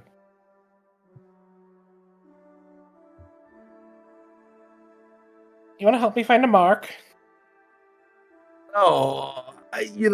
Valentino said, any will do.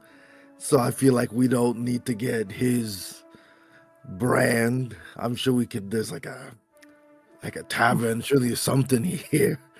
Quillon will put a hand on Rathew's shoulder and just like look up and go, "He will die if we don't get him that wine." Oh, God. I mean, I don't think so. Maybe we just, don't need to do that. Did you hear what happened to Argentine Rosemoon III? You got a sickness. Like, maybe I don't. What does that have to do with anything? Because the conspiracy replaced all the wine in his stores. Oh, yeah. Hey, let's go. Let's go get a mark. Let's go. Yeah, let's go find someone, I guess.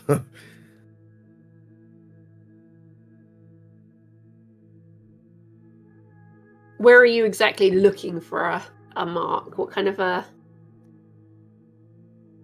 Where are you hunting? Let's see if we can catch someone from out of town like we did. Like that guy who stopped us. I don't. Oh, okay.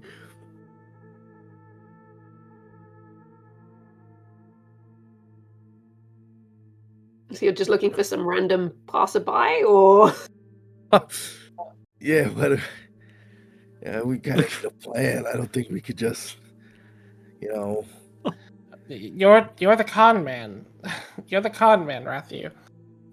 Who is the most forgettable? Oh my God, this is sick. Sick? Yeah, you could go for someone who's sick. Oh God, yo. Ratthew, do me a favor. Roll me 2d6. Okay.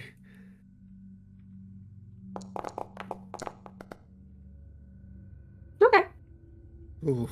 As you and Quillon are kind of moving from building to building, trying to look for our air quotes mark. You're doing this for a little while, Ratthew. The guilt is clearly playing on your conscience. You don't really want to be doing this. And then you bump into Valentino, who's on his way back from Skiff's. Oh, Valentino! Ah, hello. Hey, where are you headed? Maybe I should help you out with what you're doing. I think, Quillon and I had a busy day of shopping. I think, as friendly as I am, I think it's my job to help everyone in the group equally. And, I just helped Quillon. Maybe I should help you with something, because I care about all you guys so much. I was just talking to Skiff the Bonesmith. His lineage is the one that made my sword. I was just getting it repaired, but it'll take a day, so I was actually looking for you lot. Just a question if we were staying here overnight. I'm sure we could stay overnight. You sure you don't need help with anything? Like nothing at all,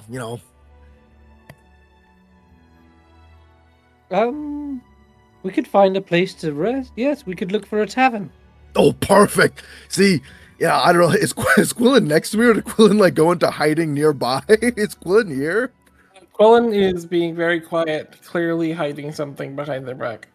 Okay, well, Quillon, you see, I gotta help Valentino with this, and you like Valentino so much, so I feel like it's best I prioritize this Quillon. job. Quillon, roll me 2d6, please. Okay.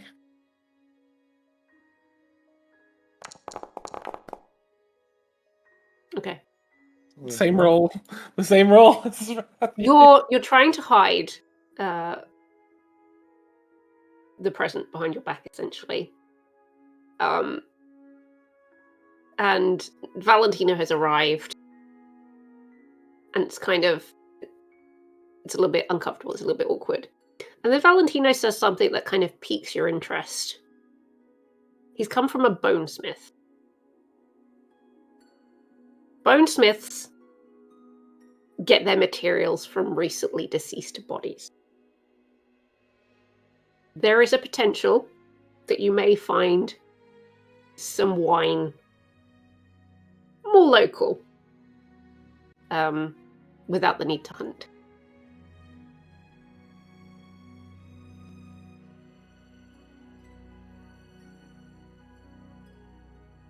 A bonesmith, Mr. Valentino.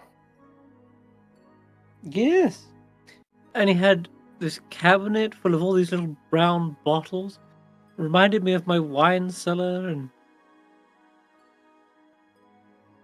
a gentleman and a scholar. Gives great life lessons too. If he's maintaining your goods, then I should give him a once-over. But what you accidentally working with an unexpected person? I'm sorry at that laugh. I love it. Yeah, speaking of maintaining, yes. Apparently I've got to dip my sword in blood. Imagine that. Little bit grim, but okay. One. I can't let her. Sure. I think we can figure that out. Which way is the bonesmith? Down the alley and I guess follow signs for the cemetery. Alright, I'll be right back. Oh, okay. Well, tell him I said hi, and yes. Okay. Tell him You head down Valentino sent you. Quillon, you head down towards the bonesmith.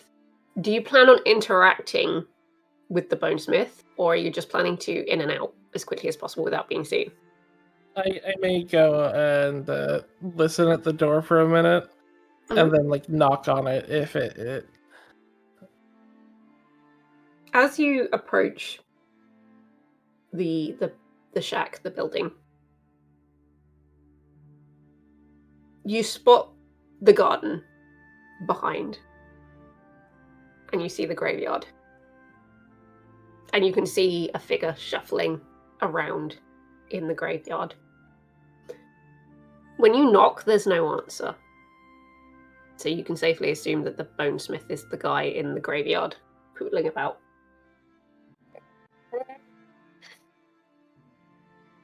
Mr. Smith? It's Skiff. It's like a natural reaction from the garden. You just hear it's Skiff with a K. I'm Mr. Valentino's friend. Oh, you just missed him. He just left. I actually want to speak to you about his I would you happen to have some blood? He comes up along the pathway. He shuffles along, and he comes to meet you at the door, and he gives you a knowing look. I was wondering why the young man didn't just outright ask me for it. He seemed very oblivious. Didn't quite understand the upkeep of his own sword. Not just his sword. Himself too, I assume.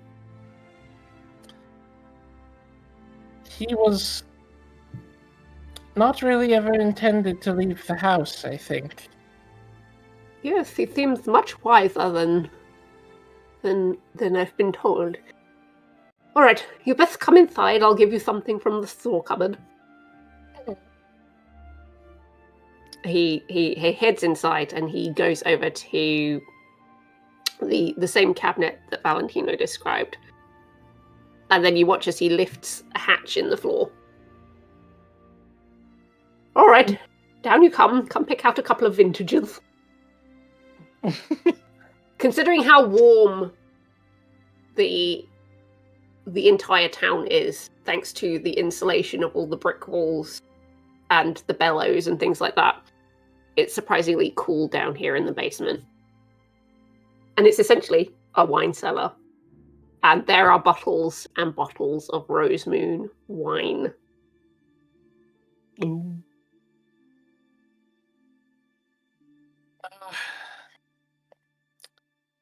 Now, you have to understand that it doesn't keep, so you can only take a couple of bottles. The motherlode. That I understand. I just don't want to cause trouble in often. When did Quillon get a conscience? It's all right, lad. The Rose Moons frequently stop here when they're doing their travelling around. That's why I have this stash here. 1 or 2 bottles isn't going to hurt. Though I do caution you, it found it a little strange that, well, the young Valentino just has told me about his exile.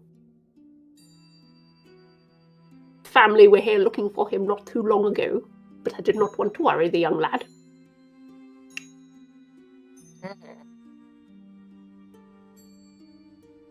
So, take a few bottles. Yes, Quillon will sort of go more serious and take a few bottles, enough for the next day or two, and just say,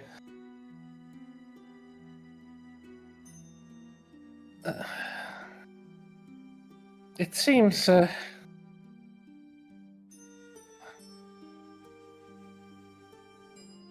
even the Rose Moons are a bit more connected than I thought. Oh yes, you have to remember they're a very fine and wealthy family. There's lots of arts and crafts in this town that they like, and they like to have their fingers in everything just to make sure that they have access to it all. It might be an eerie town, but this is the central hub for getting things.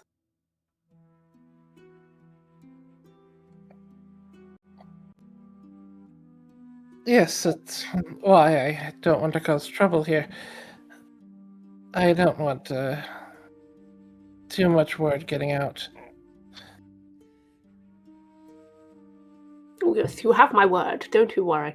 The bearer of the fang is the one whom I directly serve, and that is the young Valentino.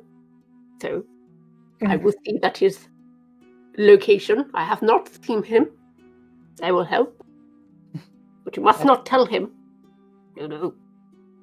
As far as his family is concerned, I must be a neutral party. So I will help the young master because I serve the one who bears the fang. That is as far as it goes. I presume that's what they're looking for, more than him. Yes, essentially it wields a great deal more power than they thought. Of course, they didn't actually think it until it was gone. Thank you, Skiff. Yes, indeed. Now, you'll do right by the boy, and I think it's for the best that he continues his journey. Seems to have done him some good.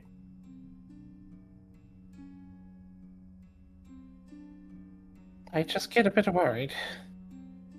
Oh yes, I can understand. But you must educate him. You must see that he is educated to the real state of the world.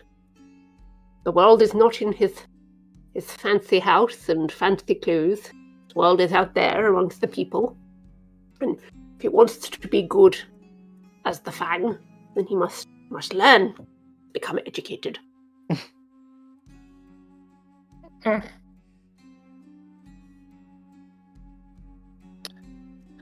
Well, I will see you later then. If there's anything I can do for you, Skiff, to just Or ask. we don't mention the Fang, and we don't mention I gave you this for all the payment. I'm quite content. All right.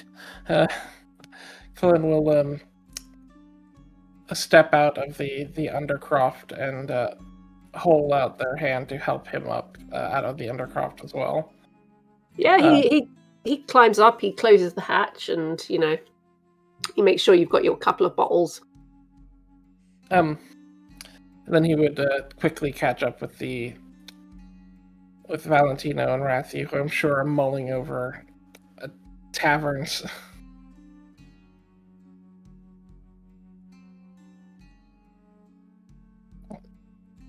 Yep. So Valentino and Ratthew, you watch as Quillon comes hurrying back over.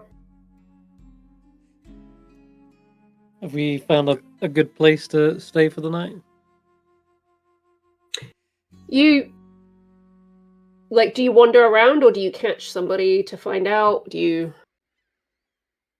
How do you find the location of an inn? Probably ask someone, because I think wandering around is bad for bad for the lungs, right? Yeah.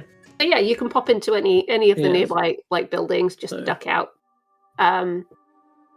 Okay. And yeah, you can ask. There's a couple of taverns in town. So obviously when everyone goes on their midday break, a lot of people tend to congregate in one of these taverns, just while all the smoke kind of clears.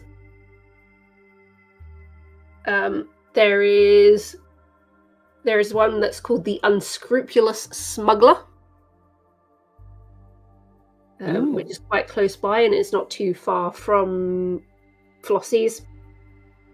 So that way you can get word to Jules and Molevin. Okay.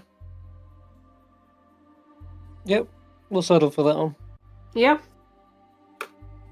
Yeah, though I'll get in touch with Freddy as well and inform him that we're staying overnight and that he'll need to both feed the rabbit and also find a place somewhere out in the forest, maybe, or just on the outskirts. Yeah, how do you get word to him? I go there myself. I'll go talk Yeah, to him. yeah, you absolutely can. You could head back to the gates. Let Freddy know. Freddy has acquired a truncheon of sorts. Yeah. Where did you get that? And when you mention obviously making sure the bunny is taken care of, he kind of like pats it in his free hand. Oh, right. Essentially, you think the bunny probably woke up and he gave him a bit of a clobbering to knock him back out. Good. Keep him fully concussed. We don't want him waking up for a while. He nods. He sort of pat the cart and then gesture back towards like an area of the outside that's kind of got some tree cover. All right. Good. We'll be leaving first light, so get ready to pack up and get going. He gives you a thumbs up and then he starts to maneuver the cart off towards the area where he pointed before. And you can head back to the inn. Thanks, Freddy. Right. Is Jules back? Jose? Yes. Cool. Hello. So, Jules and Molevin. That's us. Molevin, you've been watching Jules work for a little while. He's been nattering and drawing all these schematics for the new sort of air filtration system. Mm-hmm. And after a few minutes, this other mouse comes back with a couple of other people. He comes back with a squirrel and a rabbit. And they look very excited.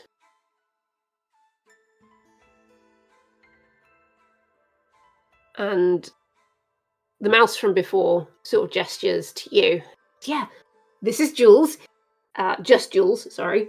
And he's designed this amazing system that's going to like filter the air and get rid of all the smoke. He says it's kind of like indoor plumbing. And then the other two kind of, they exchange a glance at the indoor plumbing situation. And then the squirrel kind of looks at you and says, okay, well, tell us, how does it work? How do you foresee this going forward? This is quite a grand plan. Explain it to us, because we're not scientists, but if we're going to implement this... Where do you want me to start? Like, first, you have the big chimneys where the smoke is coming from.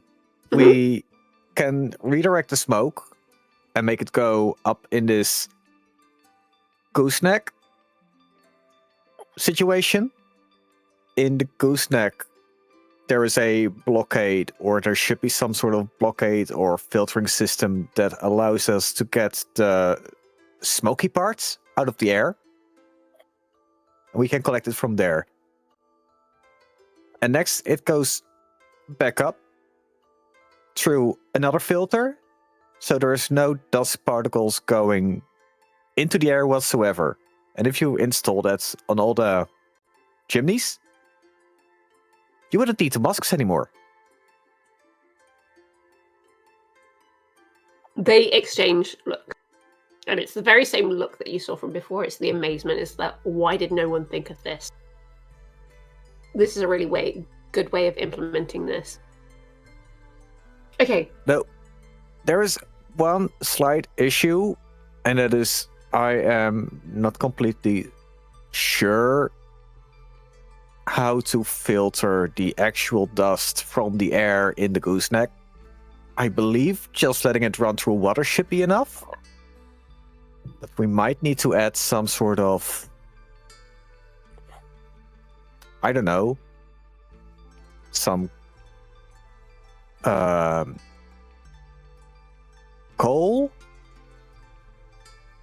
the charred woods to absorb it. Like how you cleanse dirty water. There's a lot of nodding in agreement. So the technical side they don't get, but the way that you've explained it makes sense to them. One of them grabs like a notepad and a pencil. Okay, so what materials are we going to need for this? Like, we can build this, it's not a problem, but what materials do you see it being made out of? If you want it to be durable, some metal piping. Yeah, No, we can I do can that. see that being very expensive. And No. We can do that.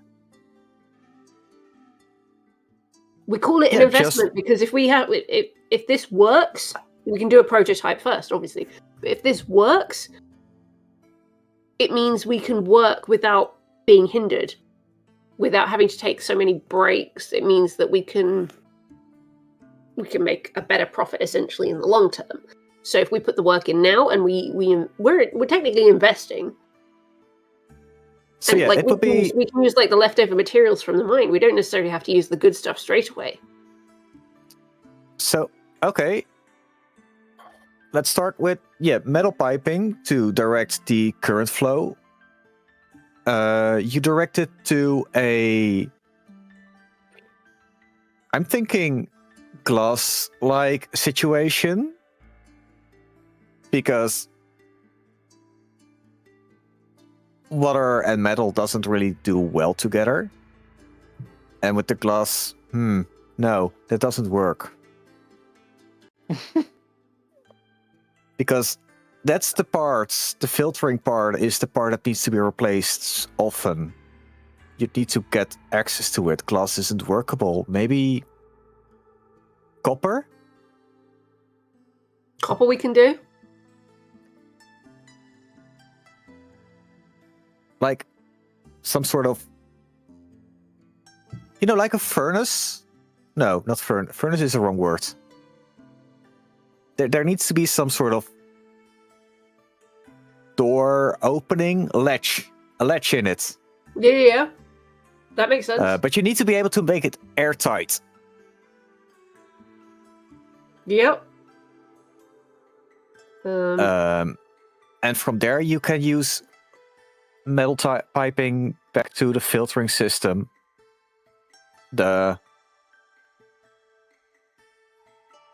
Where it goes through layers of like masks.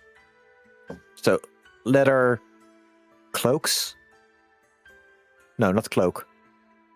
Leather patches where the air flows through, and then it should be clear. It's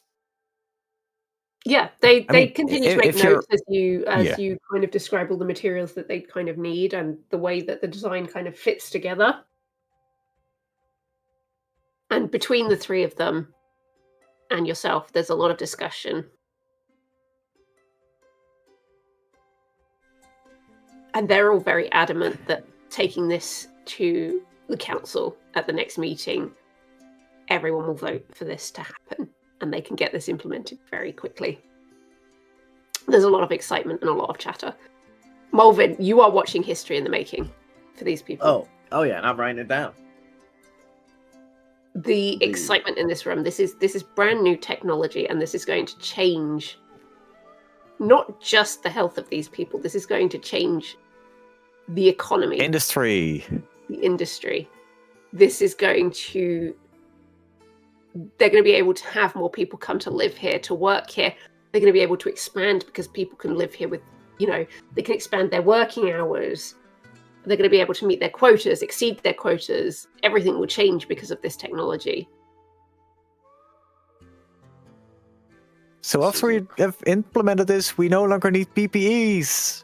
No more personal protection equipment. Well, we still need it for now, at least until we've implemented this in most of the buildings.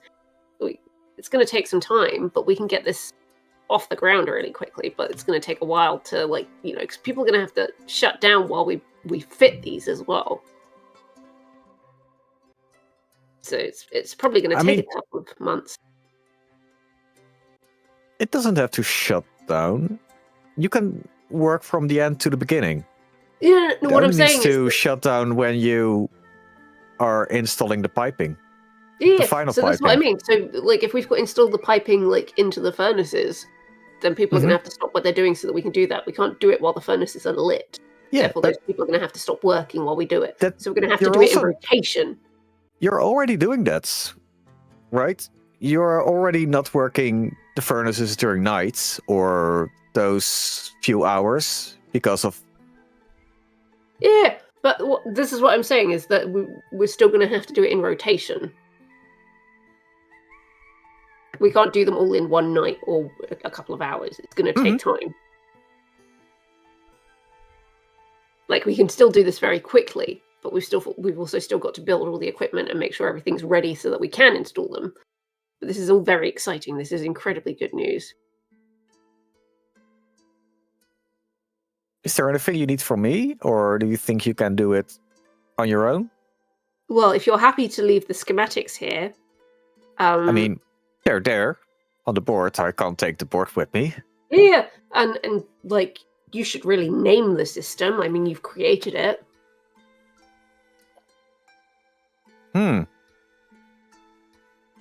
I haven't thought of it yet. Okay, well, take some time. Are you guys sticking around town for a little while, or are you?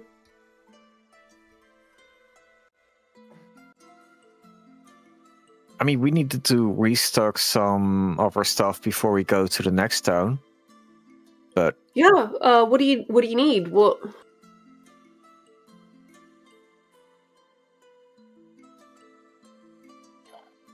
Like, I mean, Mr. Rosemoon needed some wine. That's for sure. I might need some more gears and the like. Mr. Who? Rosemoon. Is it Moonrose? Rosemoon. Oh dear. you say Rosemoon, Oh. and their excitement drops. Did you say Rosemoon? You're with the Rosemoons. Moons? No, just the one.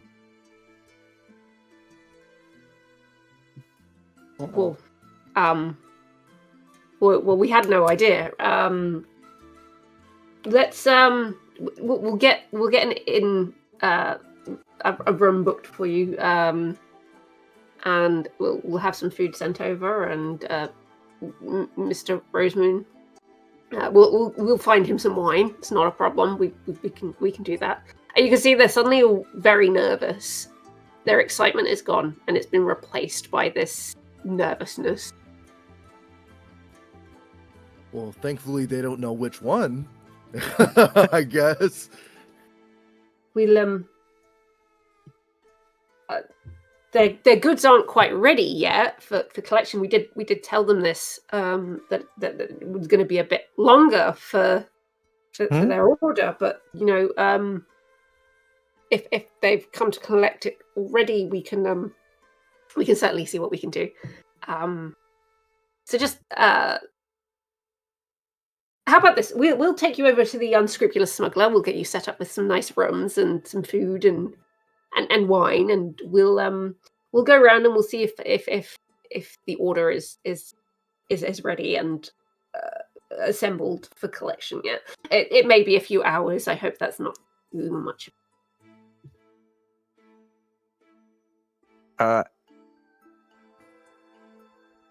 That sounds great. I think. Normally, there's it's... relief in a couple of them. You see, like some of the like shoulders kind of sag, and the squirrel's like, right, okay, well, if you come with me, I'll take you over to the inn now, and we can get that rum and food and everything sorted. And But how is the rest gonna know we're there? Don't we need to wait for them? Molevin? This is quite interesting. As soon as we mention Valentino, everyone's attitudes change. Oh. uh, Oh. you said Valentino. I don't know. I Who did that not. Limo is. What is your And this is relation to why the you should never Rosemoon leave me family? alone. This Valentino Rosemoon you're with, you say? No, I said, what do you know about him? See, we're here Oh! with the Rosemoons. Yeah, well, we know that the young master is currently missing, has been kidnapped. He's been kidnapped. What? Kidnapped? Horrible. Yes, his Who would do family such was a thing? here. The Rosemans were here previously, not too long ago. Their young son has been supposedly kidnapped by the Eerie, no less. But we assured them that our governor has no idea. The governor of Ironbody would never be involved in such a thing. We've always been very, very, very good to the Rosemoons. You know, we supply a lot of their goods, and we would never do anything to damage that relationship with them. Assure you. When they last came through, we assured them we hadn't seen young Valentino. None of us have even met the young lord, let alone kidnap. Could I, you know. Can I talk to you real second over here privately? Yeah. Oh, I'm talking to the MTC. Oh, Oh. yes, of course. And he'll come over to you. Look, we have been hired by the Rosemoons to locate Valentino. So if you have any information, I'm gonna need it now. Oh, we were completely honest with your master the previous time. We genuinely have no idea. We've never even met him. We don't. We've been told that he's got a bit of a telltale mark in one of his ears. That's the most we really know about him. He was supposedly kidnapped by some form of bird. It doesn't really narrow it down, but that's the most that we know from the last time your master was in town. We haven't lied. Okay, I'm gonna choose to trust you, but I have to chronicle everything. And when I turn this report in to the Rosemoons, they don't like what they heard from you. That's on you, not me. I promise you that I am telling the truth. If we knew his whereabouts, we would have been completely open. As I said, the Rosemoons they bring a lot of business our way. So All right, we'll be taking our leave. yes, we will see to it that the inn rooms are prepared for you. We appreciate that. And of course, Mr. Jules, we will of course work with you on your project for this, and of course, should you wish it, the Rosemoons could of course have credit too. I mean, if you work for them, it's only fair, right? That's not necessary. I mean, they didn't do this part.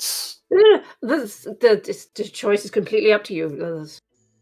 It's your invention. It's what you're saying. Look, if in you the work end, for the you are Rosemoons- the people who are gonna build it, right? Yes, of course. It's gonna of be your course. funding. But you know, if the Rosemoons,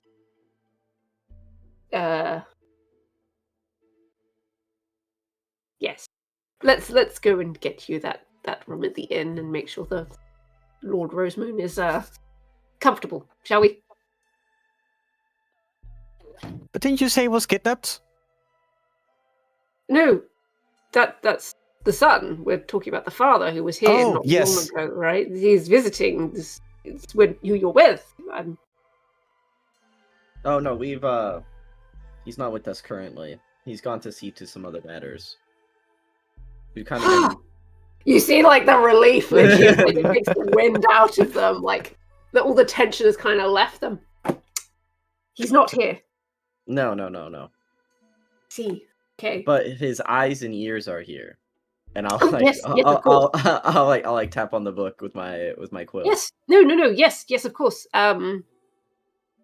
That is. Of course, they would be busy. Let's go and get you a room at the inn. They seem so much more like happy again now. Aw.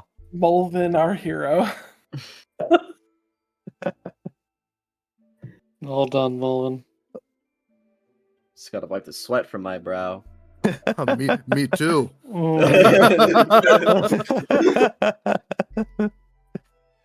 So are you guys waiting here for the Sorry. others, or are you going to go to the inn? We were sent to the inn. Let's trust in them to find us there. Yeah. Okay. So, Quillon, you've joined up with Ratthew and Valentino. Mhm. And you've managed to find the unscrupulous smuggler. It's a very it kind of reminds you of like an on-the-road inn. So there's no carpets or anything. It's just floor because the boots that come in just drag soot and dirt and grime. So they're constantly being cleaned. If you had carpets, they'd be ruined in minutes. It's like a fantasy motel. There's like tapestries on the walls to try and keep some of the smoke out of the building. The air does still smell like blown out candles, essentially. That smell just kind of lingers. And as it gets to sort of like the midday point, people are coming in to grab food and lunch. It's like a communal lunchroom, essentially. So there's a lot of business. There's a few servers dotted around. And as you kind of settle in, Molevin and Guilles are brought in, attended by a squirrel, who will go up to the main counter and have a chat with the barkeep. And there's a lot of animated talking and gesturing on the squirrel's behalf as he kind of points over to where Guilles and Molevin are. And there's some nodding, some like furious nodding and things like that. And then you see the mouse behind the bar like gives you both a really big thumbs up and a big kind of forced grin. I'll run over to Quillon and whisper in their ear. We should be careful. There are stories that Mr. Valentino has been kidnapped. Have you seen him? We should look for him. Quillon immediately goes over and takes off their scarf and will like throw it over Valentino's like head so that his ears are not visible. I'm wearing that hat that Freddie gave me. Yeah, The the little- hat. Yeah. Yeah. What did you call it, Steph? It's like a baker boy cap, so it's one of those ones that kind of like poofs at the top, so it's big enough that hides his ears under it. There you Quillon is now looking like back and forth, like across the entire tavern, in a paranoid like jitter. All the while they've had this, they have their bag sort of like rolled up very tightly compared to what it normally is. You can hear like a small clinking from it. Okay, Jules.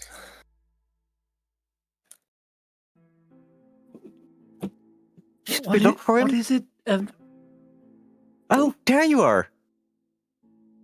Is it the Marquise yet? No, they said the Erie kidnapped you. What? What? Yeah, when we had stayed put, we had been informed that Valentino's father was in town. This is a private conversation, I'm assuming. We're not like being overheard by anybody, Steph. It's the lunchtime rush, so people are literally they know they've got to get back to work in a few hours. Noisy So to listen over, right? yeah, essentially. Perfect. Yeah, so they informed us that your father had been in town just a couple days ago, Valentino. My father, And by he the was- season. they were looking for you. Oh. Oh.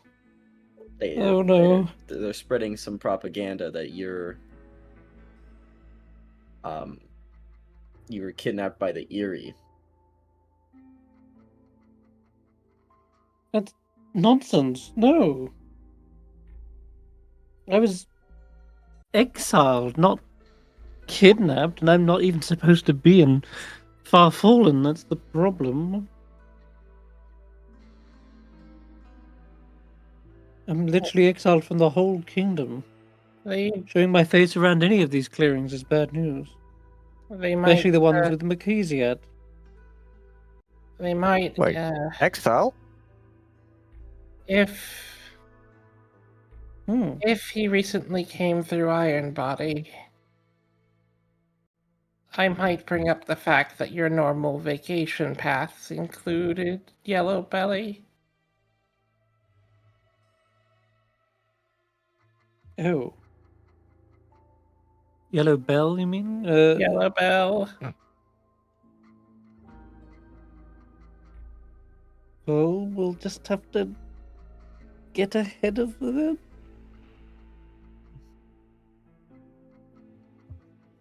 What are we worried about exactly? Well, clearly, if let's get into some rooms. All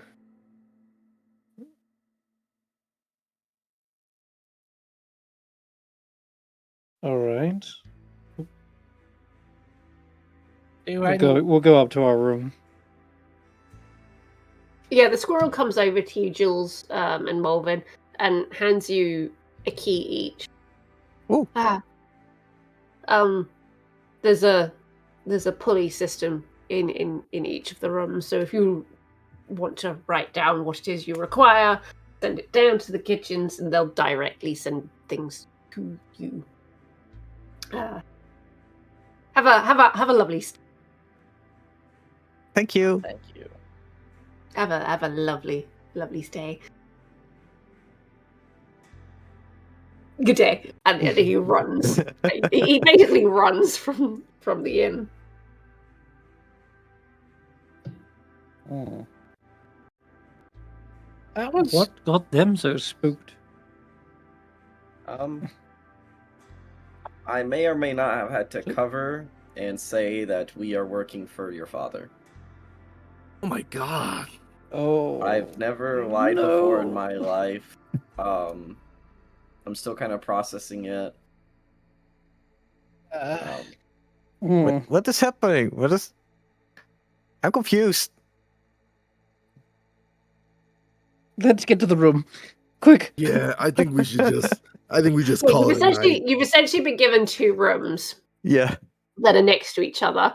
There's a door that goes between, so if you wanted to like go into each other's rooms, you can.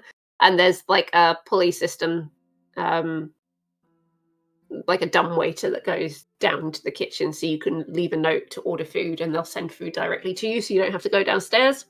It's essentially the rooms that are reserved for VIPs. Which we are now. These are the fanciest rooms that most of us have ever seen, I'm sure. Yeah, Oh, pretty much. living in like, luxury. I say fancy in like air quotes. It's It's still a motel. yeah. It's still like a on the road like kind of place to stay, but it's a lot nicer than you were expecting. We got a futon and 2 extra pillows. All right. We're living it big. There's a dumbwaiter in here. Like that's insane. Is there a balcony, or is it more private? No, Yeah. it's private. It's If 100% private.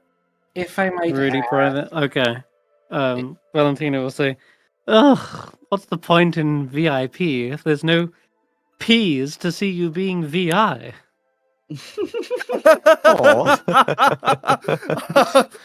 Were you...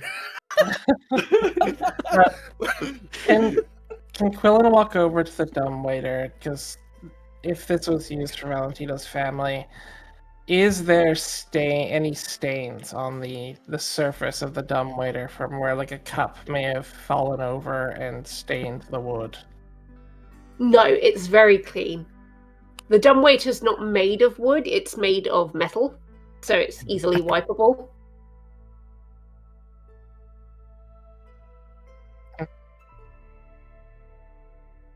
Well, Mr. Valentino, Jules and Molevin, what has happened? So we kind of lied these- and said we work for Valentino's father. Oh, heavens. I don't know Why? why This we is not said that. good. I asked the people if they had some wine for Mr. Moonrose because we were restocking, and then suddenly everyone was getting very panicky. Yeah, we almost gave away the fact that Valentino is here. I used my...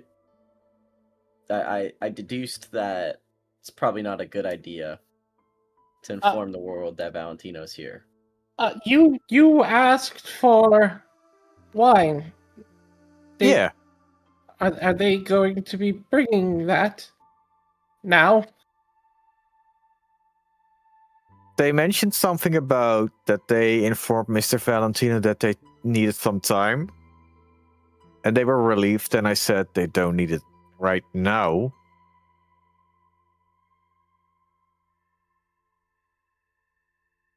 Needed some time for what? To prepare wine? You sure it's wine? I mean, there's some time to prepare wine. That takes years, my dear. It's... You sure it wasn't something else? Like they commissioned maybe a small mechanical bicycle? Yes.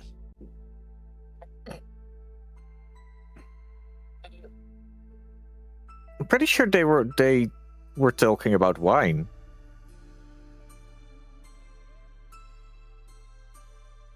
Maybe you have Guess some. that's a question for Steph.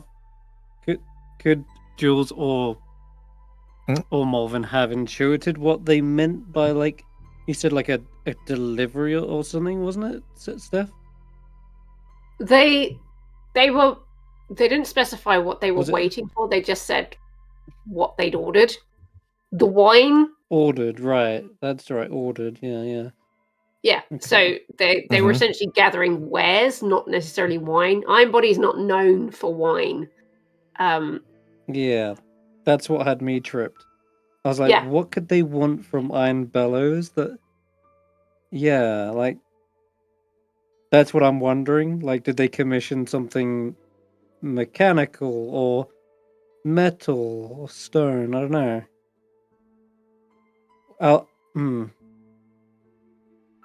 Before we go any further, I think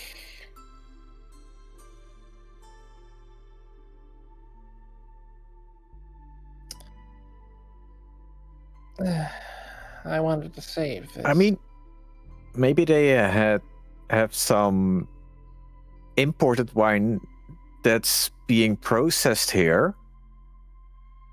Like, apparently the wine you drink has some very high percentage of iron. Maybe they are adding it here somehow, and that's taking some time. I haven't the foggiest.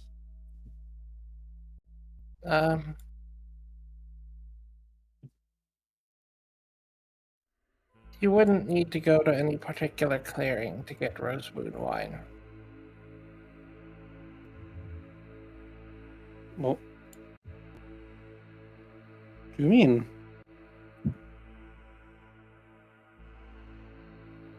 Isn't it strange your family, so proud of many things, doesn't talk about where it's from? Maybe it's a trade secret?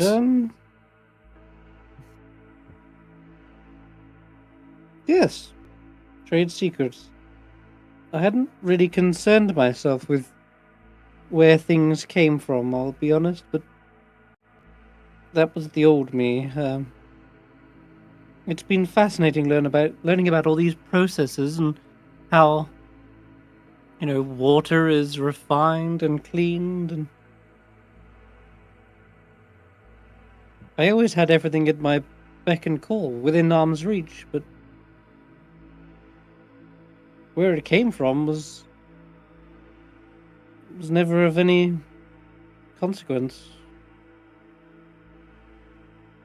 All right.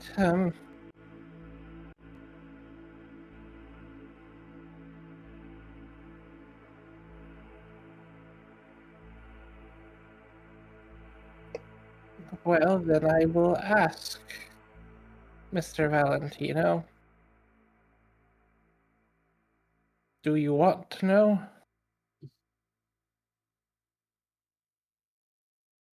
I don't know what I want to know until I know what it is. I'm not sure what you're getting at, Dylan. Quillon will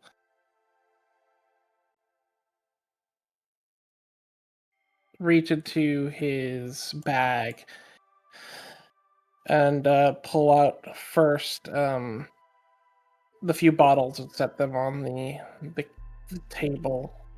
A table, or and then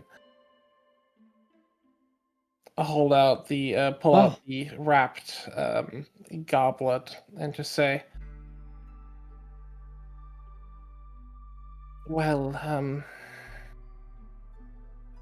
you know how Well your done, Quillon. Haven't had a drink all day. You know why your family drinks so much wine?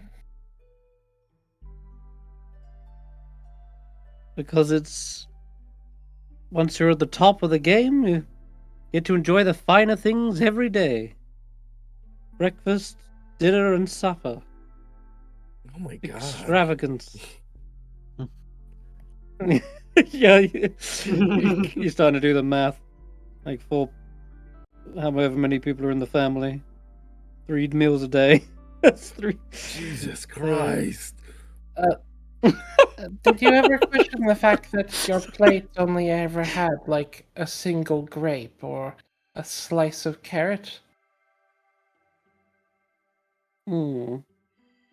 Yes, And with all the drinking of wine, I don't think we wanted to get gout or something. If we did, got to have a balanced diet. mm,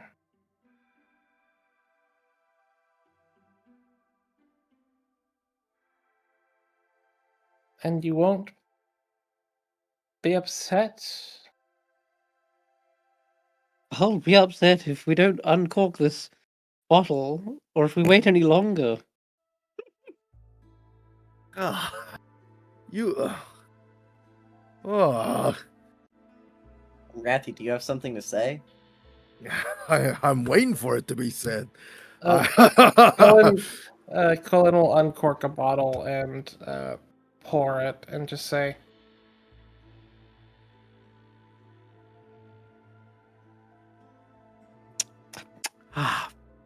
Salivating. Eyes dilating.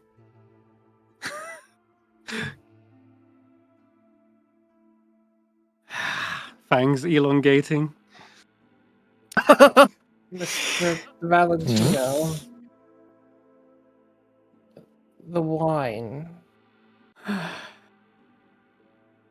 is something that you have to drink. Yes. Yes, I'll admit, it's somewhat of an addiction. I can't help myself. It's not an addiction. We all have our vices, though, Quillon. Like you like your shiny things, I like my red, runny things. No, Mr. Valentino, you'll starve to death if you don't.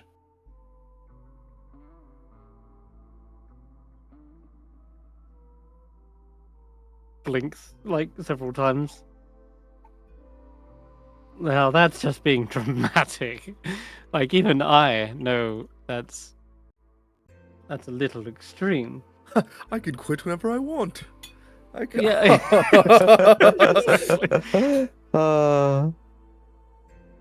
And I have heard stories about withdrawal, you know. But you're not putting me through rehab.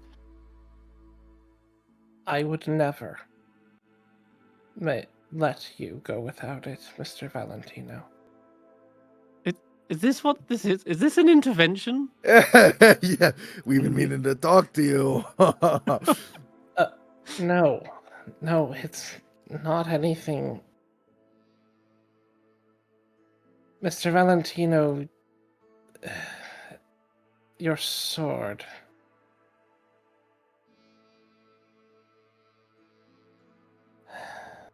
My sword? What with the sword? Oh. Yes. My sword. What a great idea. We don't even need glasses. I'll use it like a straw. Puts the sword in the wine. Yep. The sword is like a hypodermic needle. It's got like a hole in it. Mr. Valentino. I unscrew like the hilt. Begin slurping. Like it's a fucking juice box. Mr. Valentino, I may have pulled the wool over your eyes. Or rather... Is this more sheep puns? I didn't think they were getting any laughs. The reason the townsfolk were afraid if your father was here is they were going to have to pick someone. Delicious. Pick someone? He dabs his face with a little bit of with a handkerchief. A little bit of blood runs down his cheek or his chin. Someone Pick someone for what? To die. Well, I know my family has a reputation, but what do you mean? They're not executioners. They're not the judge and jury. What? They make wine, Quillon. I hardly think they've got the authority to order executions. No, you procure wine. Is this another one of the Corvid conspiracies?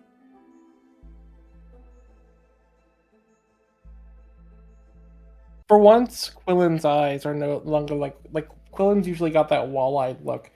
Quillon looks directly in Valentino's eyes, like turns his head slightly and just says in a calm voice, "Mr. Valentino, the wine your family procures is blood."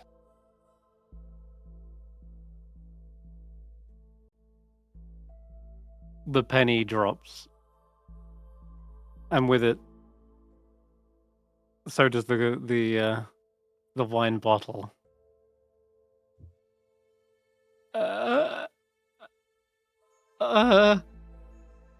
I think I'm gonna be sick. He's The in the middle of bottle hits the drinking the floor. stuff.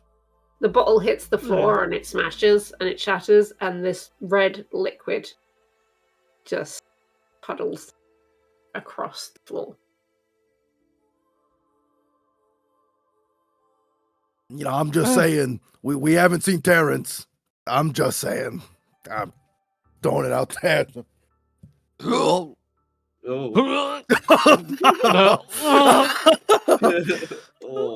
Valentino starts throwing up, probably mixing the blood with both puke. It's all coming up. And on that bombshell, I starts think we'll looking end the drained. session there. Oh god. Ooh. Oh no. Oof. Oh god. That's one way to spill it. Get it? What a bunch. Wow. Was that your best work? That was it, yeah. I've been holding that one back, yeah. Oh my goodness. Well, Right. what trouble has Valentino got himself into? Drives, values. Anybody achieved anything? Hmm. Did I gain reputation with the Eerie?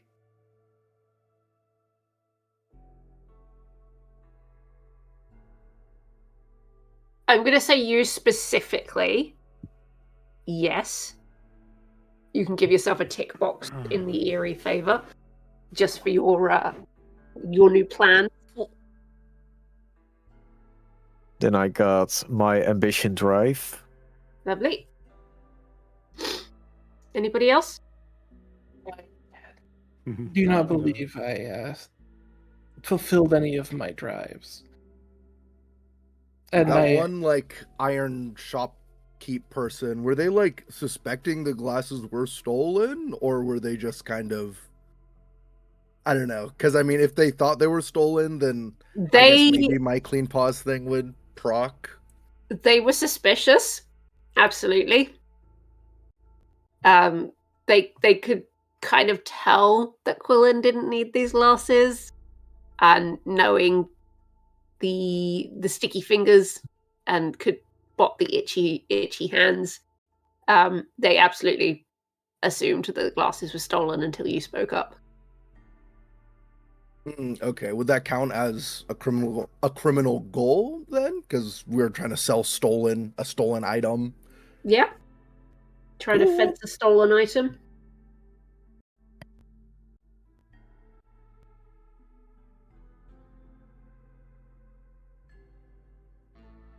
Anyone else? I didn't do nothing. No. You bore witness to history in the making. Oh, I was. That's true. That's true. That's my nature, so I just get a. Oh, that's clear exhaustion. But I wasn't exhausted. Okay. But I did see history in the making. That was cool. Molevin was happy. Okay. Yeah. Cool. We will wrap it up there then. Thank you Okay. very much for watching. Thank you for playing. Thank you. Thank you. Still getting interesting. I'm super curious as to what the Rosemans ordered from here, the Iron Body Bellows. That's the thing. If you hadn't stopped at Iron Body Bellows, you never would have found out. Oh. You know, if you'd have just skipped down, who knows what could have happened. Well, catch us hopefully next week as well, as we uncover more of the mysteries of Furfallen.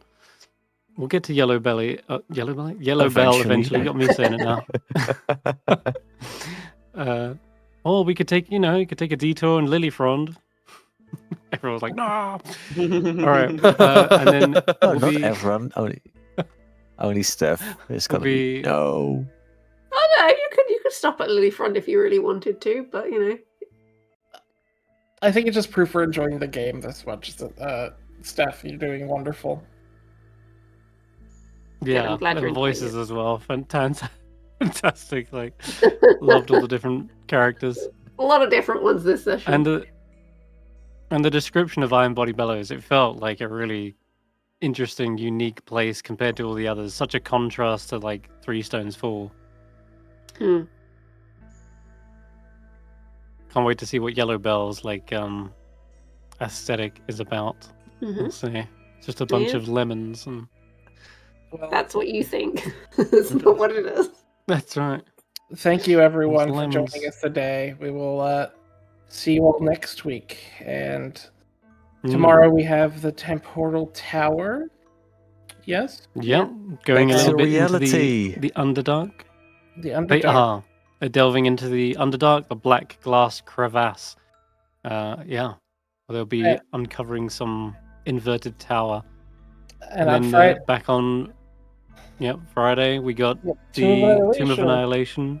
With the dinner party, some insights into our mad doctor, perhaps. And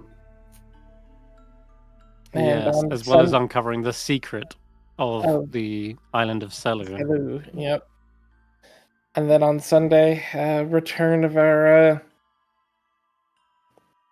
call from the deep, intrepid heroes who I hear have dealt with some problems recently, and are They have. continuing. Oh, God, it got hairy last session, but yeah, they made it. They pulled it and through. keep your eyes out for Saturday, where there is hopefully another pumpkin patch release. Yes, Ooh, some more stories. story time. Some more Story stories time. written and procured by our wonderful Gareth on the YouTube channel. Yeah, there's been some rumors about strange islands drifting in the clouds. But more about that Beautiful. Saturday. Not on Twitch, only on YouTube. Thank you, everyone. See you guys next time. Bye bye. Bye.